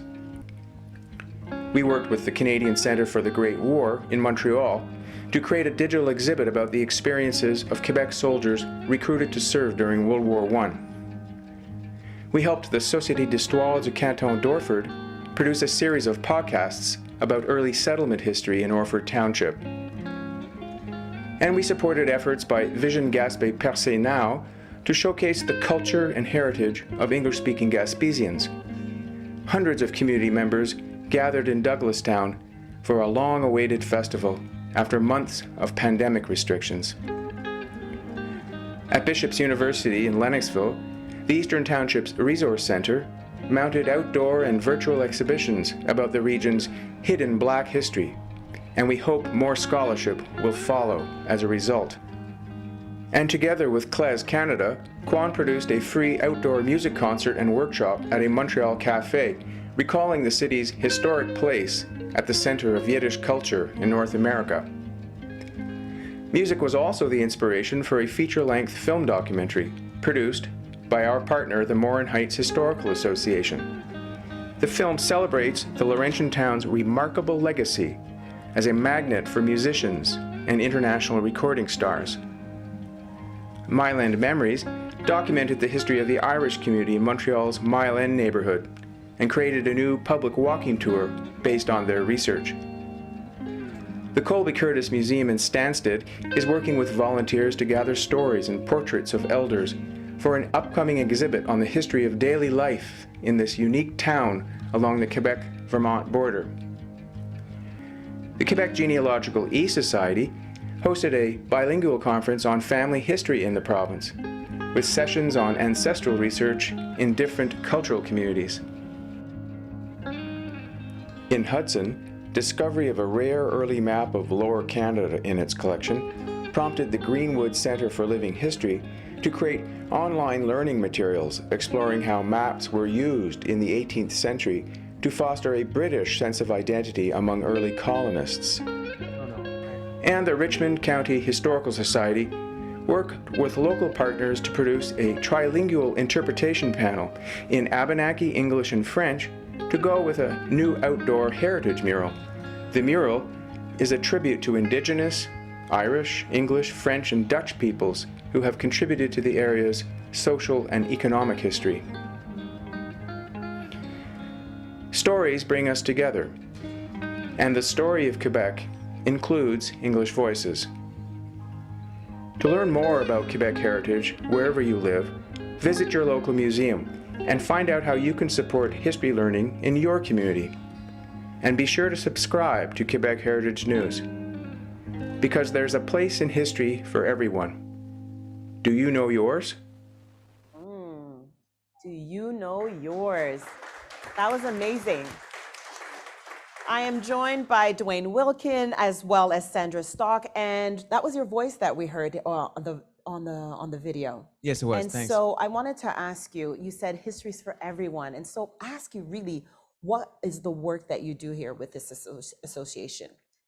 Well, our association works with the people who really do the work on the ground, which are the volunteers, like my colleague Sandra Stock, and hundreds of others who work in communities across Quebec and who have done so for decades in history societies, small museums, cultural centers, libraries, heritage organizations. Heritage is a very vast field of interest. So these groups are the ones preserving our history and our heritage. What QAHN does, our network, is bring them together and help them have a stronger voice with, among other things, funders, but also with other members of Quebec society. I was listening to the Hunt family and telling their story as a part of the Black Community Research Center's project. This is exactly what community history is all about. It's about recording those detailed histories, those micro-histories that don't turn up in grand narratives. We're all about collecting the smaller narratives that feed the grand narrative. And that can't be done in schools. It can't be done in with textbooks. It certainly can't be done with government curricula. It's done by communities, people like Sandra and others who are writers, who know the history. That's what we do, is we help bring them together. We publish our magazine. Quebec Heritage. Yeah, we got a great website with full of stories. I invite everybody to check it out. It's www.QAHN.org. Lots of information has been published on that website about our communities. As you know, the English-speaking community of Quebec is very diverse, but not all stories have been collected. They'll never be collected, but we're doing that through in cooperation with our members. Dwayne, I'm going to come back to you in just a moment. I just want Sandra to introduce herself and talk to us about the wonderful work that you do, because Dwayne just said you're doing some projects with him, you're out, you're doing some volunteering. So tell us about what you've been doing. Oh, is her mic working? There you go. Thank you. Put it closer to your mouth. All right. There you go. Okay, this is a bit of a surprise for me. Until yesterday, I didn't know I would be here and doing this. However, the most important thing that I felt I have done since I've been involved with history and heritage of English-speaking Quebecers was when I first started, and I was living up north in Morton Heights, where I'm from, and we started interviewing older people. Morton Heights was initially settled by Irish immigrants, very poor, who were more or less dumped in the wilderness, given huge land grants that were mainly swamps and lakes and so on, and managed to survive very well there. This was back in the 1840s. By the time I came along to interview some of their grandchildren and great-grandchildren, the community had more or less, in a way, lost a kind of identity. And by having them speak about what they remembered, what they'd been told about what it was like back in former times, it managed to perhaps recreate a kind of community identity.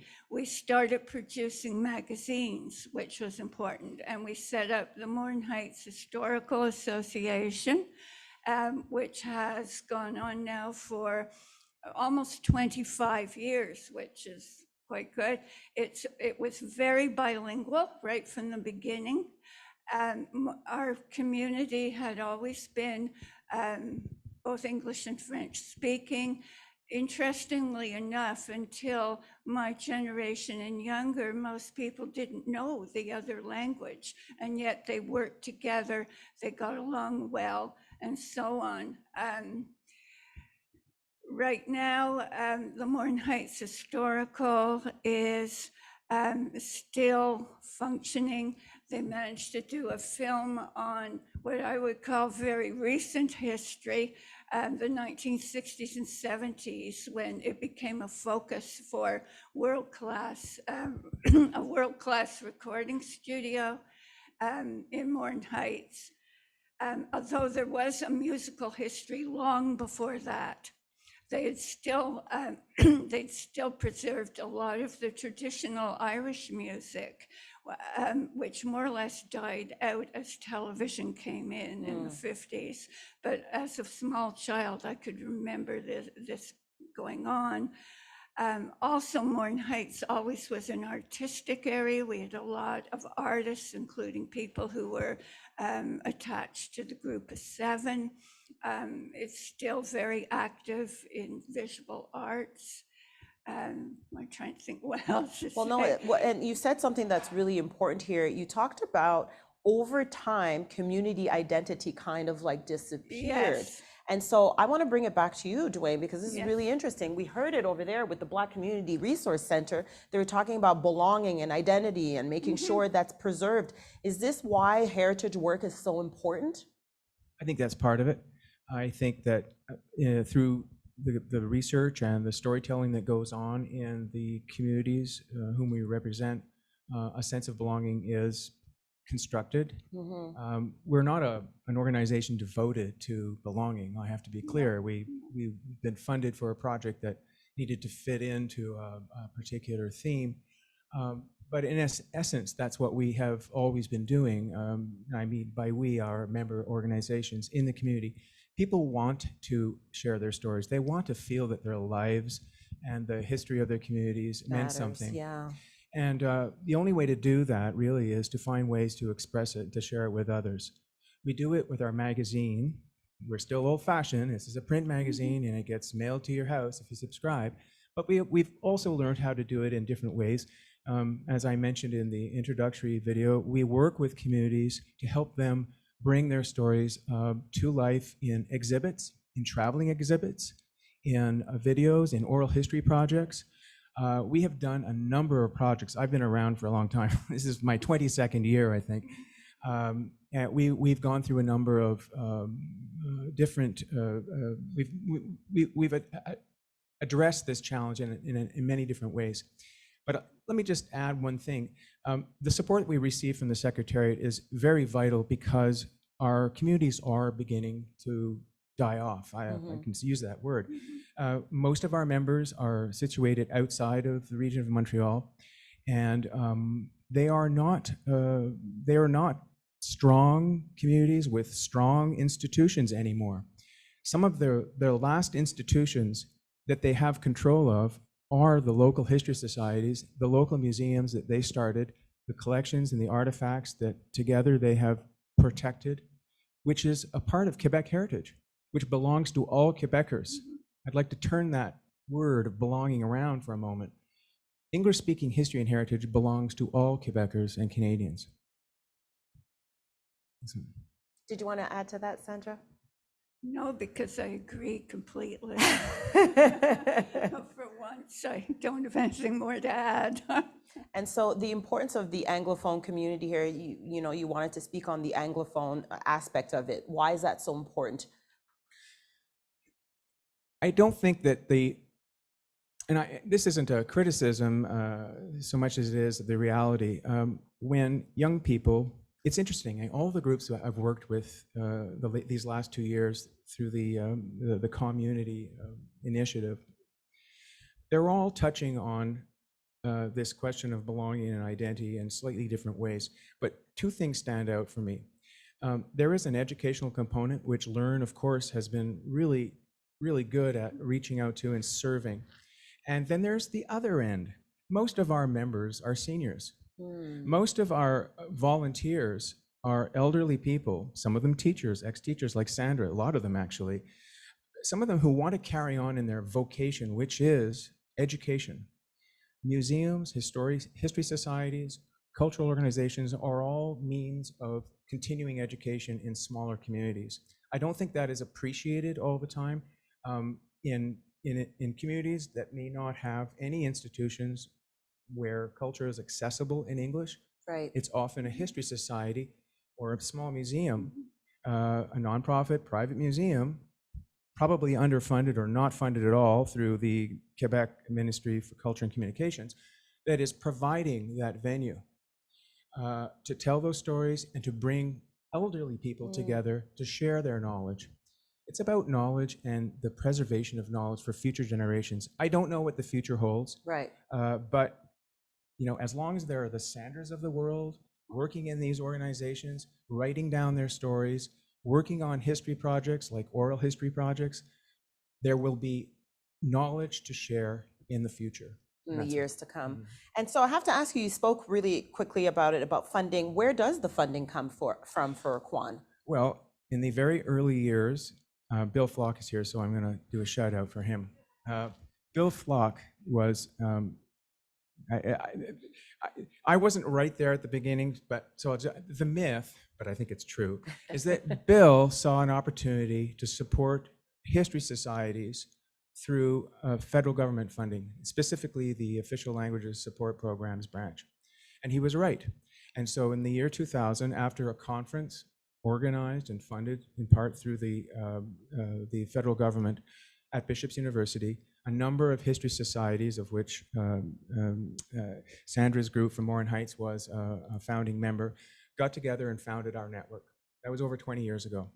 Since then, our core funding, that is the operational funding we receive each year, has come from the Department of Canadian Heritage.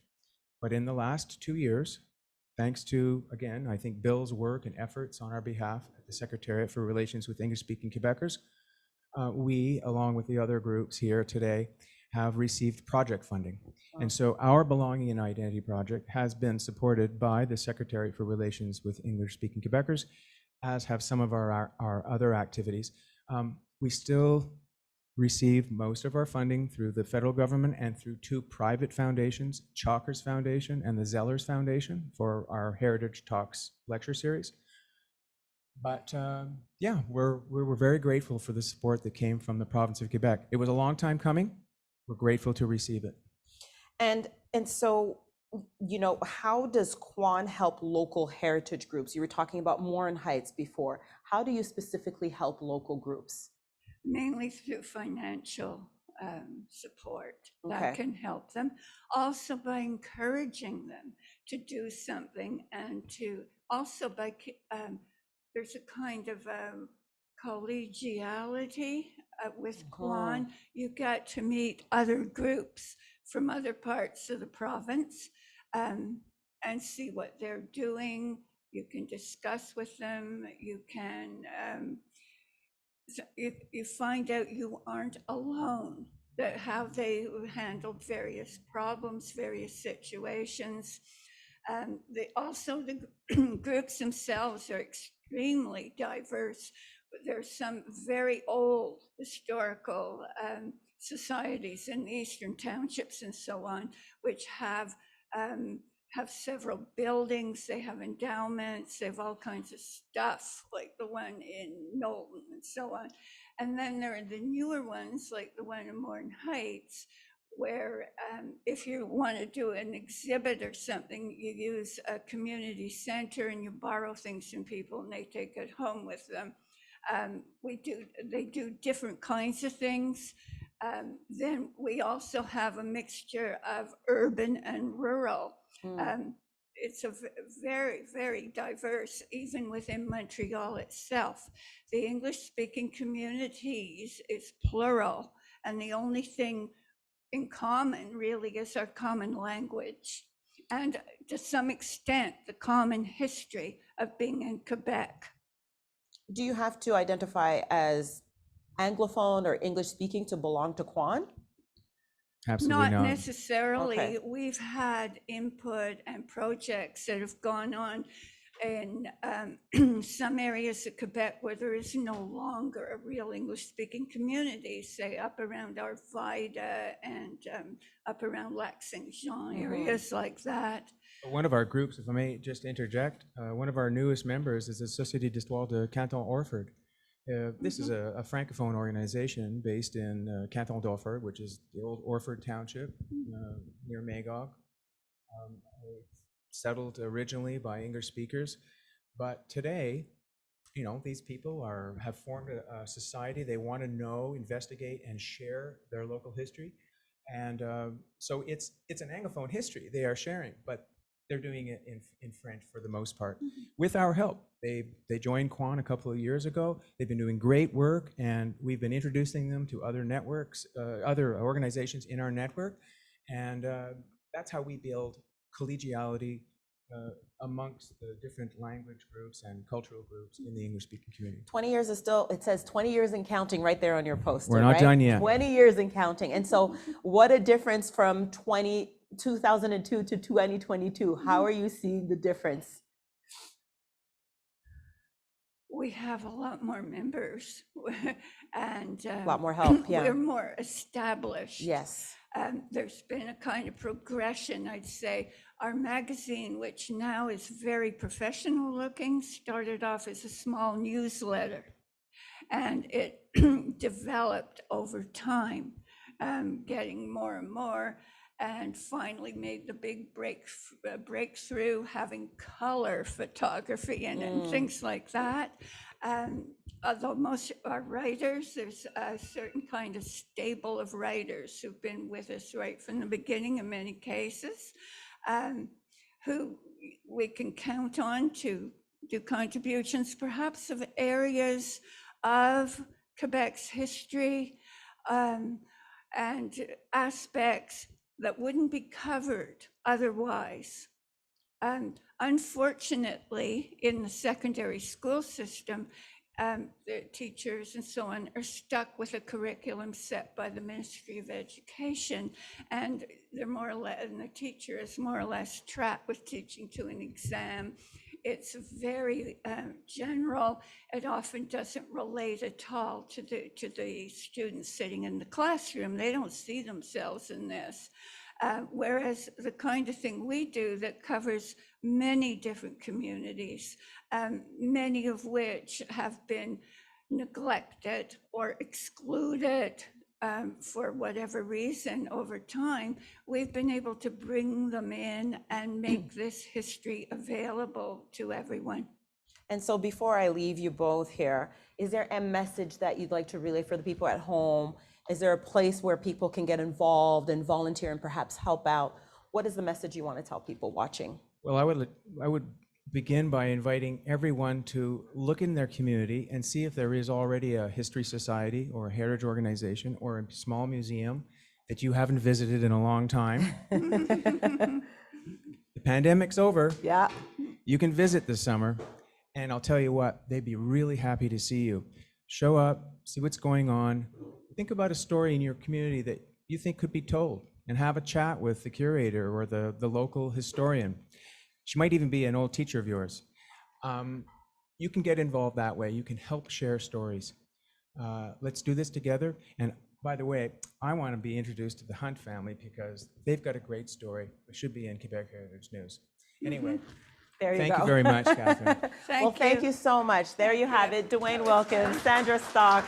Thank you so much, QAHN, ladies and gentlemen. Okay, so I'd like to take just 2 minutes here to speak to you about why before we move. So for the past 2 years, You Are Here, the Belonging Project has driven youth in multiple regions of the province to engage their peers in a fun process of research, outreach, and event creation with a singular theory in mind, that by giving youth the chance to experience and share in local English-speaking heritage, they will feel an increased sense of belonging to the place they call home. This initiative aims to strengthen the sense of belonging of English-speaking youth through community events and intergenerational conversations that celebrate culture, heritage, and of course, everything in between. Activities are organized with the help of youth cultural ambassadors, they're called YCAs, from the following regions. We have the North Shore, Eastern Townships, Gaspé-des-Îles, Quebec City, Outaouais, the Laurentians, Abitibi-Témiscamingue, and of course, Montreal. All youth-led events were open to the public at large and well attended by community members of all ages. So before I introduce you to Adrian Winrow, I'd like for you to just see this highlight right here, this highlight reel. Doug, take it away.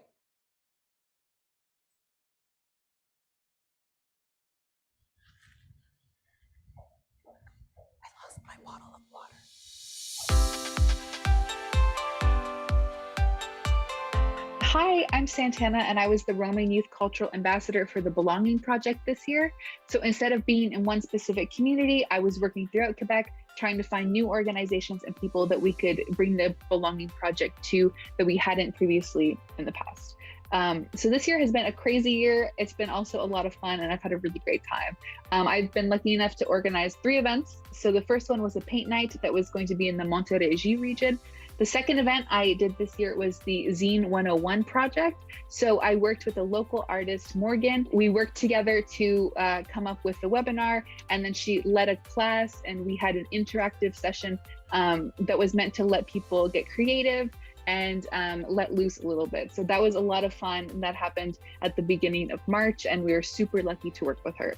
The final event I have is hopefully next week, and it's going to be a conversation with a local group about belonging.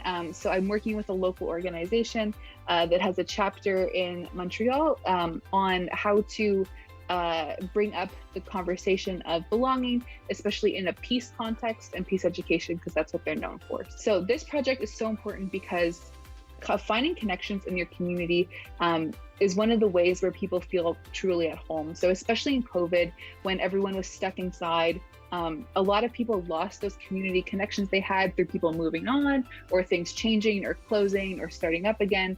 And so the Belonging Project is so important to get people back invested in the wellness of their communities, and getting them connections, getting them friends. Truly, the Belonging Project does a great job of giving people a better feeling of home where they live. So I'm so happy to have been a part of it, and I can't wait to see what happens in the future. The Belonging Project has given me a purpose and a reason to explore more of this region than I was initially planning to. I was able to meet so many different people, from youth as well as elders and everyone in between. My activities were able to give students an understanding of what it was that made Abitibi so special. And I was also able to connect young people with seniors and bridge that gap in communication through sending cards and creating artwork for retirees in the local retirement home. Hi, I am Ramin Ali. Currently, I am the YCA at Quebec City. I've been working on the Belonging Project for about a month now. Personally, I feel very passionate about the goal that we have here at the project, was to increase the inclusion and belonging of the English-speaking youth in Quebec City. I've been holding an event at my cégep called the Belonging Lunch, where we'll have a bunch of youth sit down and discuss issues they face in the Quebec community and what they can do to improve and help feel more belonged in the community. We'll also have some fun activities and games and food to help create a safe space for the youth to discuss these issues. I've also created a podcast to talk more about the project and my event, and with Voice of English Quebec, which is going to be out soon. And personally, it was a great experience learning about this project and meeting with new people, and really, it was really a great pleasure to be part of this project. Hi everyone, I'm the YCA for Gaspé Z, and over these last couple months I've really enjoyed my experience. My 3 activities for the Belonging Project were after hours at the museum, paint night in Beerschwa, and Mandela meditation. I've really enjoyed getting to know my home better and helping the overall community increase their sense of belonging. I'm truly thankful for this project, that they get to help so many small English communities across the province not only get to know each other better, but to get to know themselves better. And without projects like this, the English community might not otherwise get an opportunity to participate in activities in English. For me, the Belonging Project really was an opportunity to get to know my community better as a youth, and to get to know the people who live in my community. Some real highlights for me was when so many people came to my event in St. Sauveur. That was really awesome, and if I had known, I would have done more capacity, but I just had no idea that there would be such a hit with that event at the Ski Museum. And of course also, even with the hike, I animated that or facilitated it myself, so it was really, really special to to have done the research and then to share that with other youth, because it was more of a youth-focused event. And lastly, yeah, meeting Penny Rose, that is such an incredible opportunity. She hosted a bunch of shows in Morin Heights where she rented a house and sort of created a DIY folk music community there, or was, instrumental in creating it. So really, really special opportunities for us to connect with these community leaders, whereas otherwise, maybe you're interested in something, but there's no way to actually connect yourselves with the Belonging Project and feel like we are really contributing to our community and that we're really taking our place here. So this project has been really special to me. I only hope that I have helped bring more Anglophone Montrealers connected with the amazing diverse multiculturalism in Montreal. I took people to the Eco Museum out in the West Island, where it's a zoo, an outdoor zoo, where it only showcases Quebec wildlife. And for my second and last event, I'm really excited. We're going to be doing a fun little bake-along with a local Montreal chef with one of the recipes that she grew up with. So it's going to be more homey, and it really reflects the theme of belonging, I feel. As an Anglophone in Quebec, this was a project that really, really resonated with me, and I think that it is very important. So thank you so much, Y4Y, for having me. Well, that is amazing. Youth for Youth Quebec. And I love seeing all these young faces. I'm now joined by the executive director, and you said you were on mat leave, so congratulations for the past year. Thanks, is your mic on? I think so. Thank you. Can we hear? Can you guys hear her? Okay, perfect. And so, in seeing all these wonderful faces and so many communities across Quebec being affected by this, so how did the project really make everybody come together here through Y4Y? Thanks for the introduction, Catherine. And I thank the young people. Pardon me? Is it on? Okay, that's okay. Thanks. And I loved watching the young people who acted as youth cultural ambassadors also talking about their own experience and the way they connected their peers through this project. So I want to say that the Belonging Project allowed our organization to stay connected with English-speaking communities across the province throughout the pandemic. Across distance in spite of the pandemic, and the amazing creativity of these young people who worked hard on the project, brought their incredible creativity and their own networks into the project. I mean, that's what made it possible. That's what made it fun. And that's why we're so excited to continue for another year. You've been part of this organization for quite some time. So what have you seen, and why is it so important for you to be working with youth? Gosh, where does that come from? Yeah. I mean, it's the raison d'être of our organization. Young people need more English-speaking youth in this province need more opportunities to feel connected across distance, to feel part of something larger than just their local communities or just their school community, and acknowledging that there are other English-speaking communities across the province is really important to their overall sense of belonging to Quebec society. And so that's our main goal, and we hope to achieve that through projects like this, through other initiatives, and by getting them to know one another better. And how, we've seen it because they were showcasing their projects. I saw the one there in the Laurentians and another one with the CBC. And so what has been the reaction really with this project?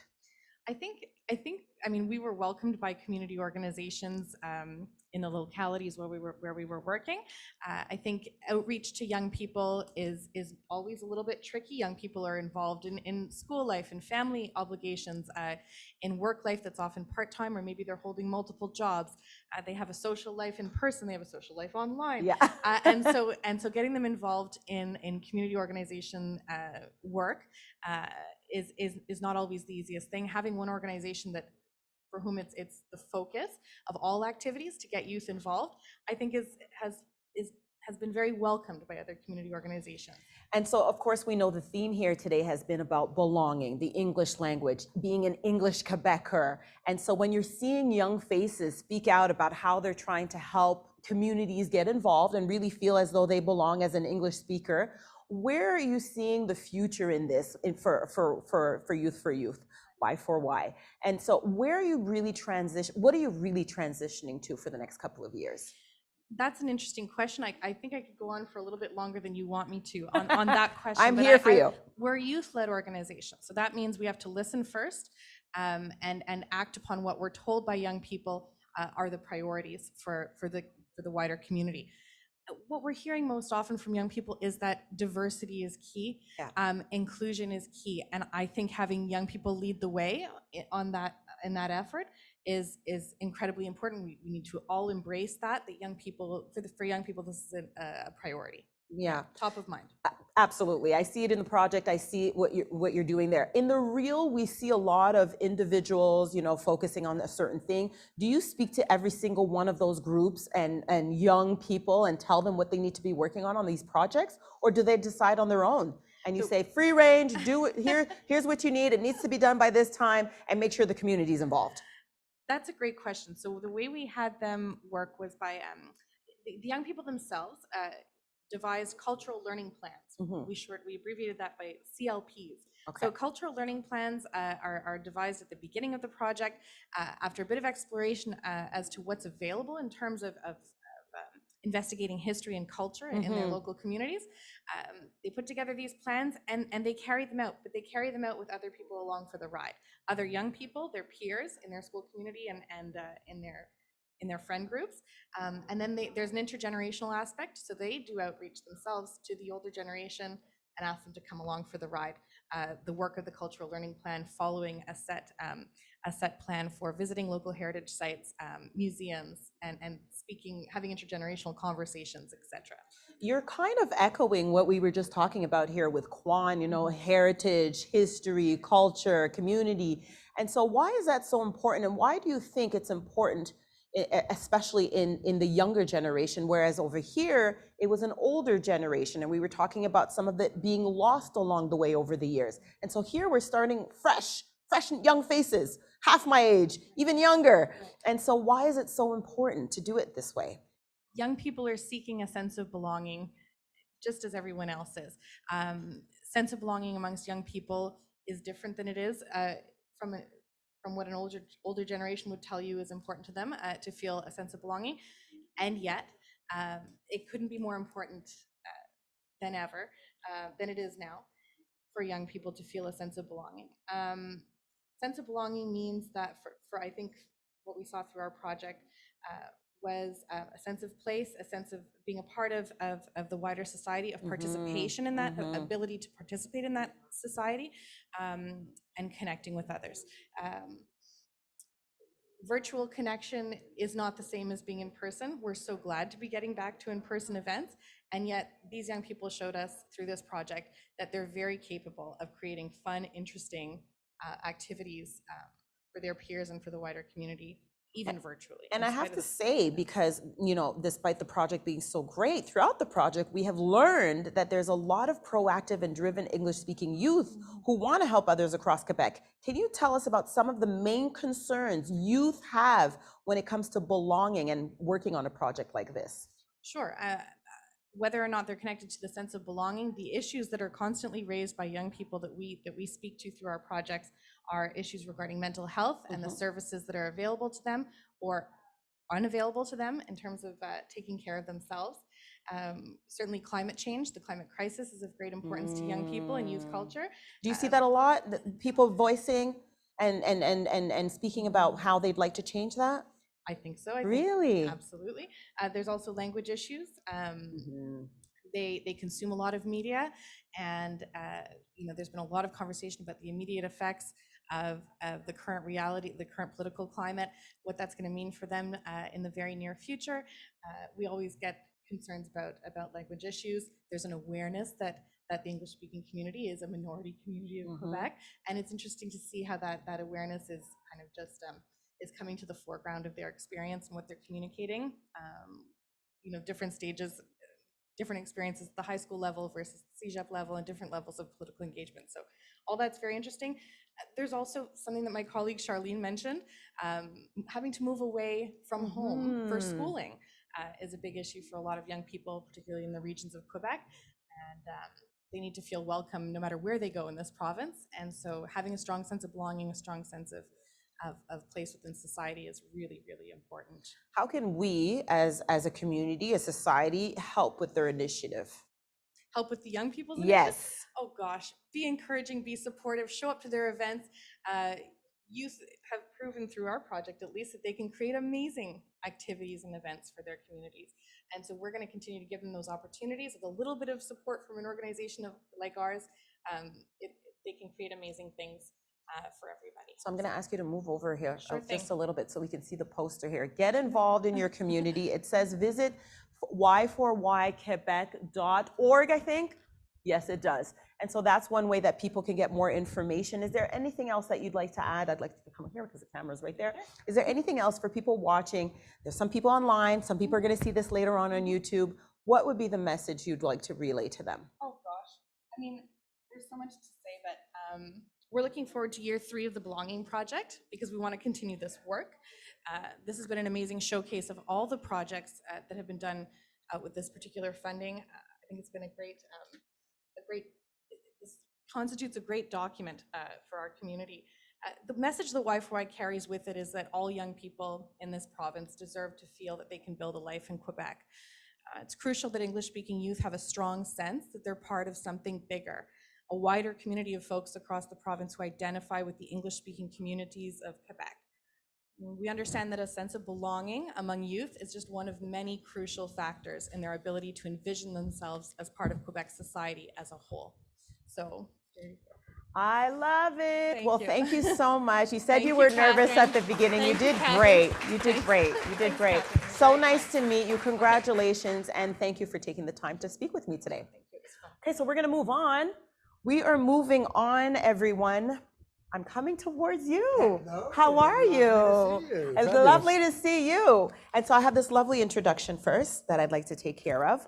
And we're speaking, of course, here, English Language Arts Network. So ELAN's featured-length documentary, What We Choose to Remember, was created on the 50th anniversary of the October crisis. And I know Betty worked on this, Betty Esperanza, so very interesting here. This was an important and opportune moment to interview eyewitnesses about events that had such a profound impact on Quebec history. It also seemed like a significant benchmark moment to examine how much the Anglo and Allophone communities have changed over the past 50 years. Anglos and Allophones have had major contributions to Quebec's economy and its social fabric. These contributions deserve to be better recognized by the majority community, and which is still trading in myths. We'll talk about that in just a second. Bill 96 has, of course, changed that a little bit, created some tensions, and increased the need for Anglos and Allophones to feel as though they belong right here in Quebec. And so I'd like to introduce to you Guy Rex Roger. Welcome. He's the writer, the director, the producer of the documentary film, What We Choose to Remember. And so before we go into the movie itself, I have to ask you, I just mentioned that this was, the documentary was created on the 50th anniversary of the October crisis. So what did you learn in making this film? Well, I did not grow up in Quebec. I arrived here in 1980, the year of the first referendum. Mm-hmm. And I was actually at the National Theatre School, which is a bilingual school, and there were two groups of people who would not talk to one another. Really. Surprisingly. It was totally polarized. Really? Yeah, because of the politics, because of the first referendum. And I've spent all of those intervening years trying to kind of understand what's going on. So it took me a long time to understand what had happened in Quebec during the 60s and 70s. Yeah. And when we were making the film, we realized it was the 50th anniversary of the October crisis. So people my age and older were eyewitnesses to the bombings in the 1960s, which we're going to see a little bit of in the reel we're going to play, and also of the October crisis. And it helped me to understand the English-speaking community and how it had evolved, and why, in some ways, it was so disconnected from the French-speaking community. But if you've grown up with bombs in your schoolyard, it kind of makes it hard to really feel close to the people who are setting off the bombs, Oh my, okay, that's very interesting. So the feedback, I mean, we're going to come back to that in just a moment. So the feedback from this documentary has been overwhelmingly positive. I know this because I've spoken to people who have worked on the project. And so was this always the goal? Did you want people to really have this great response to the documentary? As I said, I've been thinking about this story for more than 40 years, trying to understand. I'm married to a Francophone. Okay. My kids went to French schools, so I've Fully grown- bilingual, your children? Totally. My son, you'd never guess Okay. which he is. So I've sort of been part of both communities, partly as an outsider, trying to understand. So I've had an idea of the film. I've been thinking of people I'd like to talk to, and because of the Secretariat, 2 years ago, we had funding to do a project about identity and belonging. So we thought about how do you interview people? I mean, we've seen the massive diversity, ethnicity, language, countries that people come from, regions they live in, old people who have memories, young people who have hopes and dreams. So who do you interview? And we spent ages trying to think of, of the 1 million people who are English speakers in Quebec, how do you select 25 or 30 who are in some way representative of that large, extremely diverse community? So how did you choose that? Well, we finally hit upon the idea of waves of immigration, because really this is a story of immigrants arriving in Nouvelle-France and after. So by looking at it in terms of waves of immigration, we found a way to fit everybody into this story. So the first wave, for example, we had to pick the periods that we were going to look at. So the first wave ends in 1945. 1945 for a couple of reasons, or a few reasons. It was the end of the period of what we would call the two solitudes. It was the end of the period when English and French was really the dominant conversation. It was also the year that Hugh MacLellan wrote Two Solitudes. So the end of the war changed everything in Quebec. And we always think about that period as being the white Anglo-Saxon Protestants, the waspy elitists. And what we found when we were trying to recruit for the film, and we started looking at the communities that existed, yes, there were a lot of people who came from the British Isles. There's a long standing Black community in Quebec that often gets forgotten. There was a huge Yiddish-speaking community in Quebec by 1945, third largest community in Quebec by far. And there's a Chinese community that goes back to the 19th century. So even in that very first wave, we're not talking about some sort of homogenous white Anglo-Saxon Protestant group. So as we just, in each wave, we discovered details of the people who arrived, the conditions under which they arrived, and how they adapted to this evolving social contract in Quebec.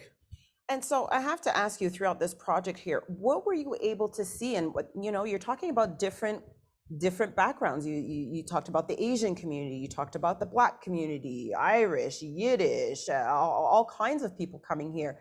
What have you noticed in terms of the English language in all of those communities in coming together and really creating Quebec? Well, there's a few interesting things we found, which some of these have been really interesting to Francophones who've watched the film.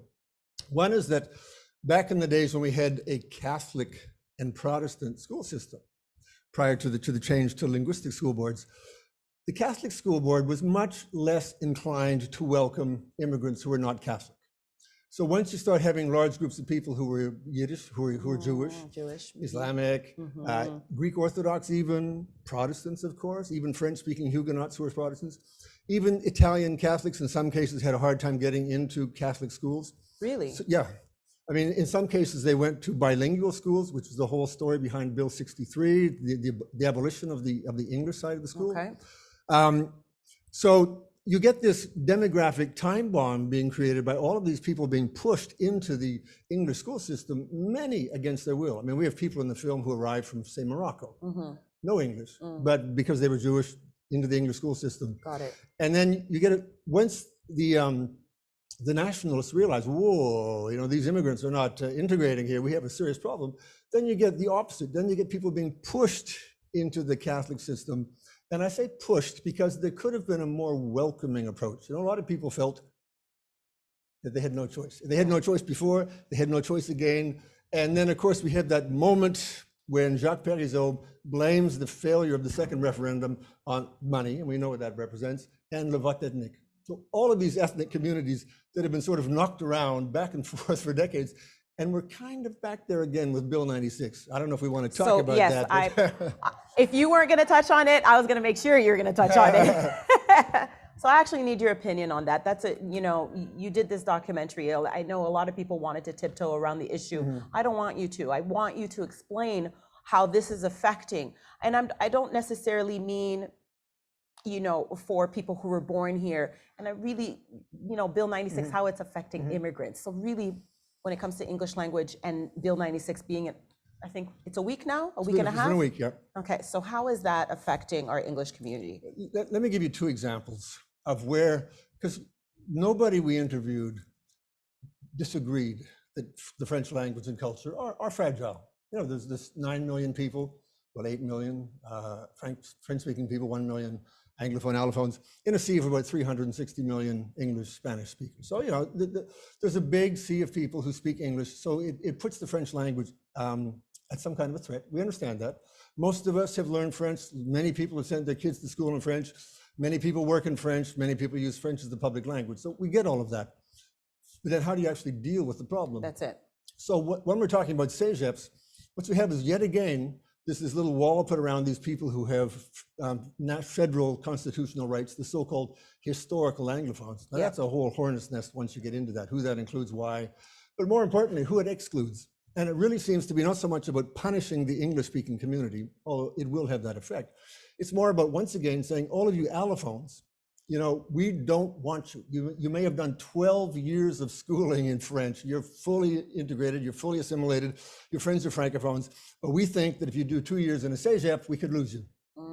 As if they're not going to go to university in English if they want to anyway, in Quebec, outside Quebec. But it just seems to be an extremely paternalist notion that we're just not going to let these people do CEGEP. To what end? I mean, how is this really affecting the French language?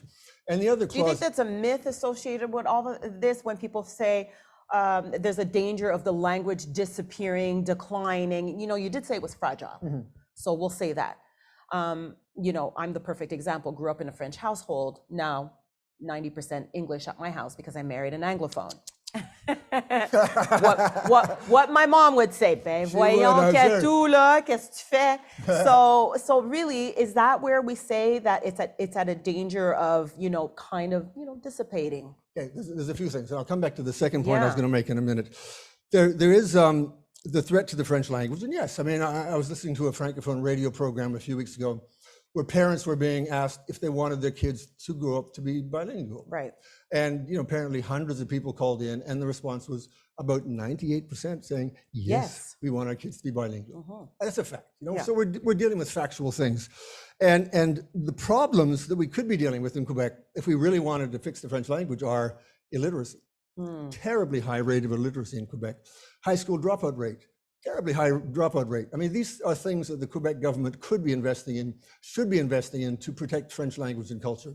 Then you have the whole question of immigrants and support for language skills. You know, I've been learning French now for years, and we're going to probably talk in French in a minute. I still have an accent. Yeah. That's okay. Fairly strong accent. That's okay. My kids laugh at me. They go, voyons papa, après toutes ces années.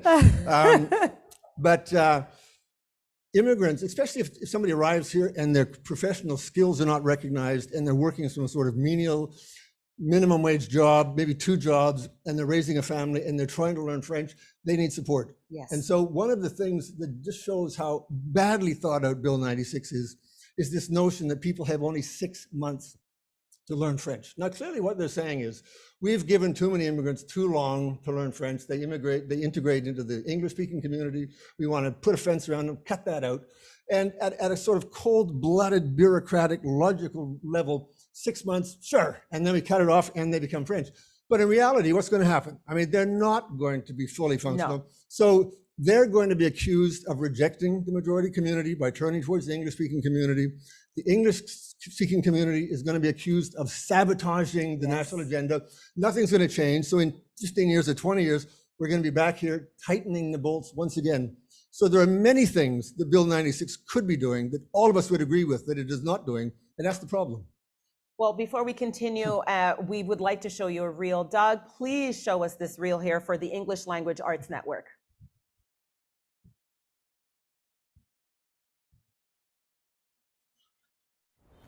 Can you identify this flag? Definitely something to do with Quebec because of the symbols. So let's go City of Montreal. Do you know what the 5 floral emblems represent?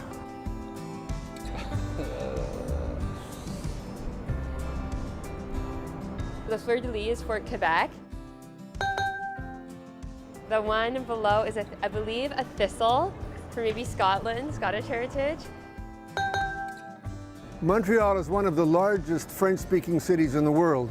So why do 3 of the 5 floral emblems represent English-speaking countries? Pourquoi les 3 des 5 représentent des pays anglophones?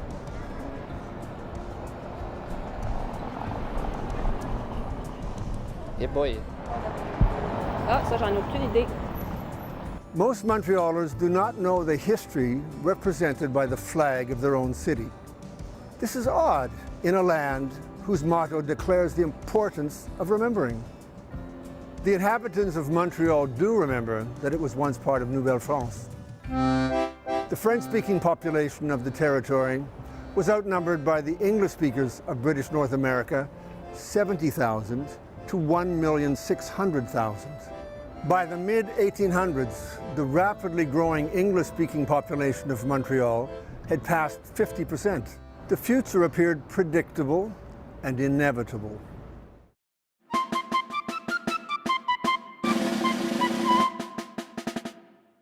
When my ancestors arrived, there was roughly an equal number of English and French in Montreal. There were a lot of Irish people here already. The street I lived on High Street, and when I was growing up, there were no French families there. It's really changed during my lifetime. In the Montreal I grew up in, it was quite possible to continue in the English language and never touch the French language except for peripherally.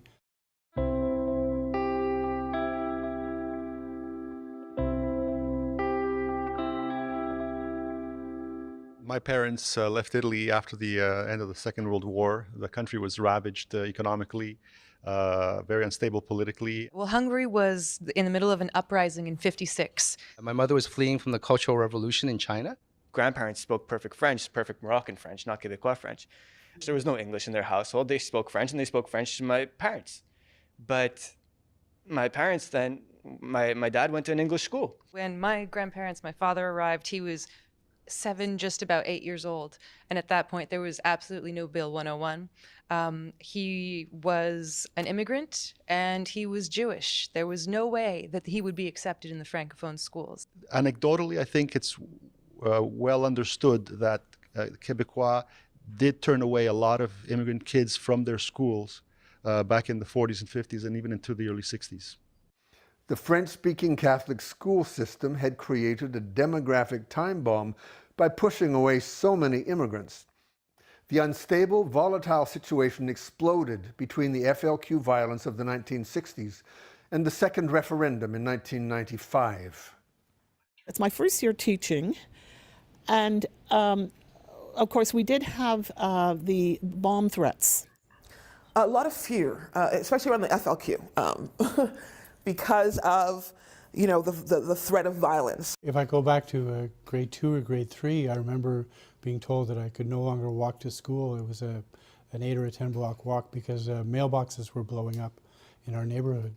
Do you remember how many bombings the FLQ was responsible for between 1963 and 1970? I was shocked from that film how many there were. The National Revenue Building, the RCMP headquarters, the Canadian National Railways, the Black Watch Armory, the Royal Canadian Air Force, the Queen Victoria Monument. In 7 years, 6 people were killed.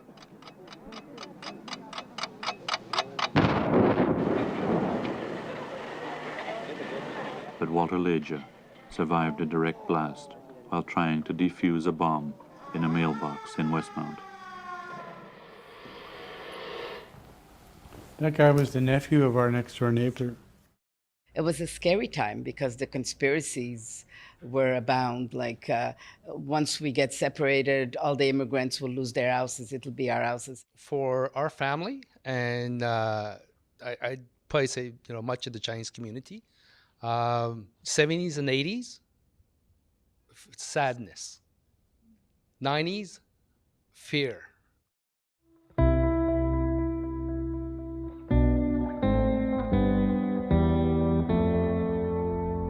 My choice of Quebec goes all the way back to 1995. So I chose Quebec in the craziest year, of course, the year of the referendum. Arriving here, I knew absolutely nothing about it. But my first semester in CEGEP, first class, our teacher said, everybody take out sheets of paper and pen. We're going to have a quiz. The question is, what do you think of Bill 101? Everybody started writing, and I raised my hand and I said, I'm not sure what you're talking about. And you don't know what Bill 101 is. And he seemed to have taken it personally. Before I arrived here, I know there was like long, like complicated history between the Anglophone and Francophone in Quebec. But in my mind, I thought it was in the past. It's in the history. History is ephemeral and dependent upon what we choose to remember.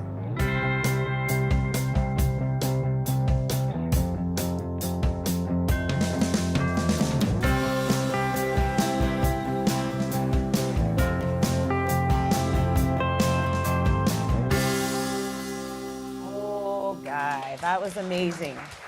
Wonderful project. It's a wonderful project, and Yeah. we did have it under wraps when it was being shown at the film festival. But now, if you go to this webpage, whatwechoosetoremember.ca. Yeah, if people can't see it, There you there go. you Whatwechoosetoremember.ca, the Yeah. film, you can click on the link, watch the film, share it with your friends. And more importantly, we created the film as a series of group discussions. So each of the waves was a room full of people with the same experience. And this is what I love. I saw all kinds of backgrounds come into one. And yeah. Having the same people in the room did two things. One, Yeah. it enriched the conversation, because if you ask 10 people, why did your family come to Quebec? They'll Yeah. probably all say something similar. But once the first person has said the obvious thing, then the other people have to go deeper. Right. But also, if something is kind of touchy or controversial, like the whole Catholic school system, people might be reluctant to really put much emphasis on it, because they might think, well, maybe my grandparents were just obnoxious people and that the Catholic Church didn't like them. But once they start talking about it and they see other people nodding their heads, they realize it was an actual thing.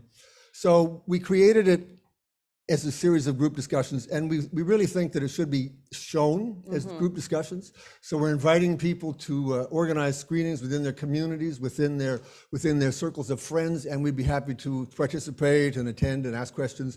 But whatwechoosetoremember.ca.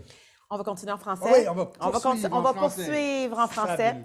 Alors, votre projet, comme tu viens de mentionner, What We Choose to Remember, est dans le processus d'être sous-titré en français, OK? Et puis, comment vous pensez que la communauté francophone réagira à votre projet? Ben, je savais qu'avec ELAN, on fait partie des communautés minoritaires des langues officielles du Canada. Oui. Donc, moi, j'étais auparavant le directeur général d'ELAN. Donc, à ce titre, j'ai rencontré beaucoup de communautés francophones au Québec. Je savais que ce serait intéressant pour eux de comprendre un peu mieux la dynamique linguistique au Québec. Je savais que mes amis fédéralistes trouveraient ça intéressant, surtout l'histoire des écoles. Je pense qu'il y a beaucoup de francophones. Avec beaucoup de réservations, ça serait plus comme vraiment ouvrir les bras puis ils vont embrasser. Ouais. De mieux se comprendre, de comprendre le passé pour mieux adapter pour l'avenir. Parce qu'on sait qu'il y a des problèmes, qu'on vient de dire, avec le français, pour protéger le français, mais comment? C'est quoi le problème exactement? Et on fait quoi? C'est ça. On fait quoi? Mais on ne savait pas comment les gens plus nationalistes réagiraient. Donc, au lancement du film, on a reçu un appel de José Legault, journaliste assez connu, assez nationaliste, qui voulait voir le film.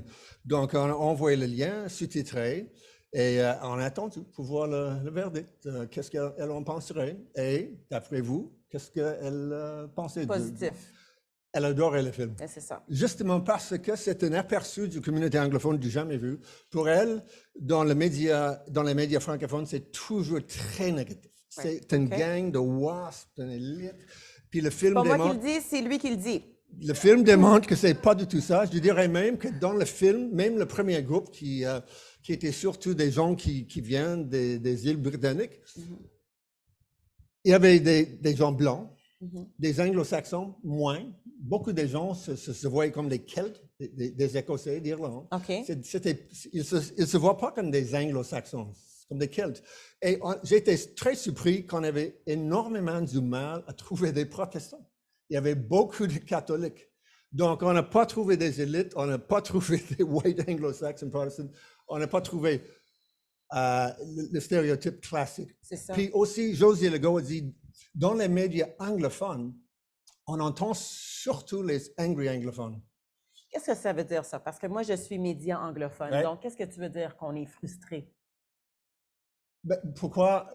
Des angry anglophones, c'est une personne qui n'aime rien du Québec. Qui est toujours, OK. Oui. Donc, les gens dans le film, c'est des gens qui aiment beaucoup le Québec. Ils ne Oui. comprennent pas toujours, mais ils ont choisi de vivre au Québec. Ils ont élevé des enfants au Québec. Donc, ils essaient de faire partie de cette communauté. Et c'est très dérangeant dernièrement avec la loi 96 que des gens se sont beaucoup moins aimés. Est-ce que tu penses qu'il y a un manque aussi d'éducation? Puis c'est vraiment juste, des fois c'est juste ça, un manque d'éducation, isolation, les gens ils savent pas, ils connaissent pas trop l'histoire. Tu m'as montré dans le film le drapeau, puis même moi je le savais pas. Je savais peut-être un des 4. Lequel? Le fleur de lys? Yeah, c'est ça. C'est ça. Je dirais qu'il y a non, mais c'est triste, mais c'est vrai. Il y a un manque d'histoire, puis aussi il y a une forme d'histoire qui est enseignée au Québec. Des fois, quand mes enfants étaient ados, ils revenaient de l'école secondaire, puis mon fils dirait « You never believe what they're trying to teach us today ». Les anglophones sont toujours les méchants, les riches. C'est vrai, vous avez raison. Donc, il faut... Lorraine O'Donnell est dans le film, puis elle dit vers la fin de le film que cette idée que tous les anglophones font partie de ce 1% méchant, c'est pas le cas. Il y avait 99% des gens qui étaient classe ouvrière, moyenne classe. Donc, c'est ça les vrais anglophones. Puis, c'était justement ça que José Lego a remarqué, que pour elle, qui a beaucoup travaillé dans les deux milieux, elle trouvait que le film était un portrait assez juste des gens qu'elle connaît. Les gens qu'on entend beaucoup moins que soit les séparatistes fâchés ou les angry anglophones. Ben, encore une fois, the movie, the project, What We Choose to Remember, you can go and access it on whatwechoosetoremember.ca. Guy, Rex, Roger, the man behind this wonderful project. And now, so let's applaud him first. Thank you so much for your time, such an honor. And of course, now we are throwing it over to Lorraine O'Donnell. Thanks, Catherine. Just to tell people you're very welcome to stay, to discover the projects, to circulate around, talk to people, have coffee, juice, tea. Thanks again to Lena Shumarova for your incredible project coordination, to Anna Houston for comms for the project, technicians and staff at Fourth Space. You took an incredibly complex event and made it smooth as silk. Betty Esperanza, who has managed to pull this off. Way to go, Betty. To the Secrétariat aux Relations avec les Québécois d'expression anglaise, and we've had William Flock here all day. Thank you, William. And last but certainly not least, it's been an absolute delight, Catherine Verdon Diamond, to get to know you for your enthusiasm and buy-in from day one. Extremely grateful. Thank you and welcome to our club. Thank you. Merci beaucoup. Thank you. Alors, je vous remercie tout le monde vraiment de vous avoir joint avec nous. Thank you so much, everyone, for joining us. It was very informative. I'm leaving here with a little bit more knowledge, and I hope that for you at home too, you are. And really to have so many different organizations, but all working for the same thing and making sure that we do all belong here. The English-speaking community right here in Quebec is really something that's wonderful. I'm seeing it from young ages, we saw it in the videos, all the way up to the older ages. You know, we're seeing seniors who are involved in doing this. And so really an honor for me to be taking part of this as a French-speaking, English, Black Canadian, mélangé, adopted, parents are white. It's a mismatch of really what Quebecers and Canadians and Anglophones are. So really, thank you so much. And hopefully we get to see you again next year. Thank you.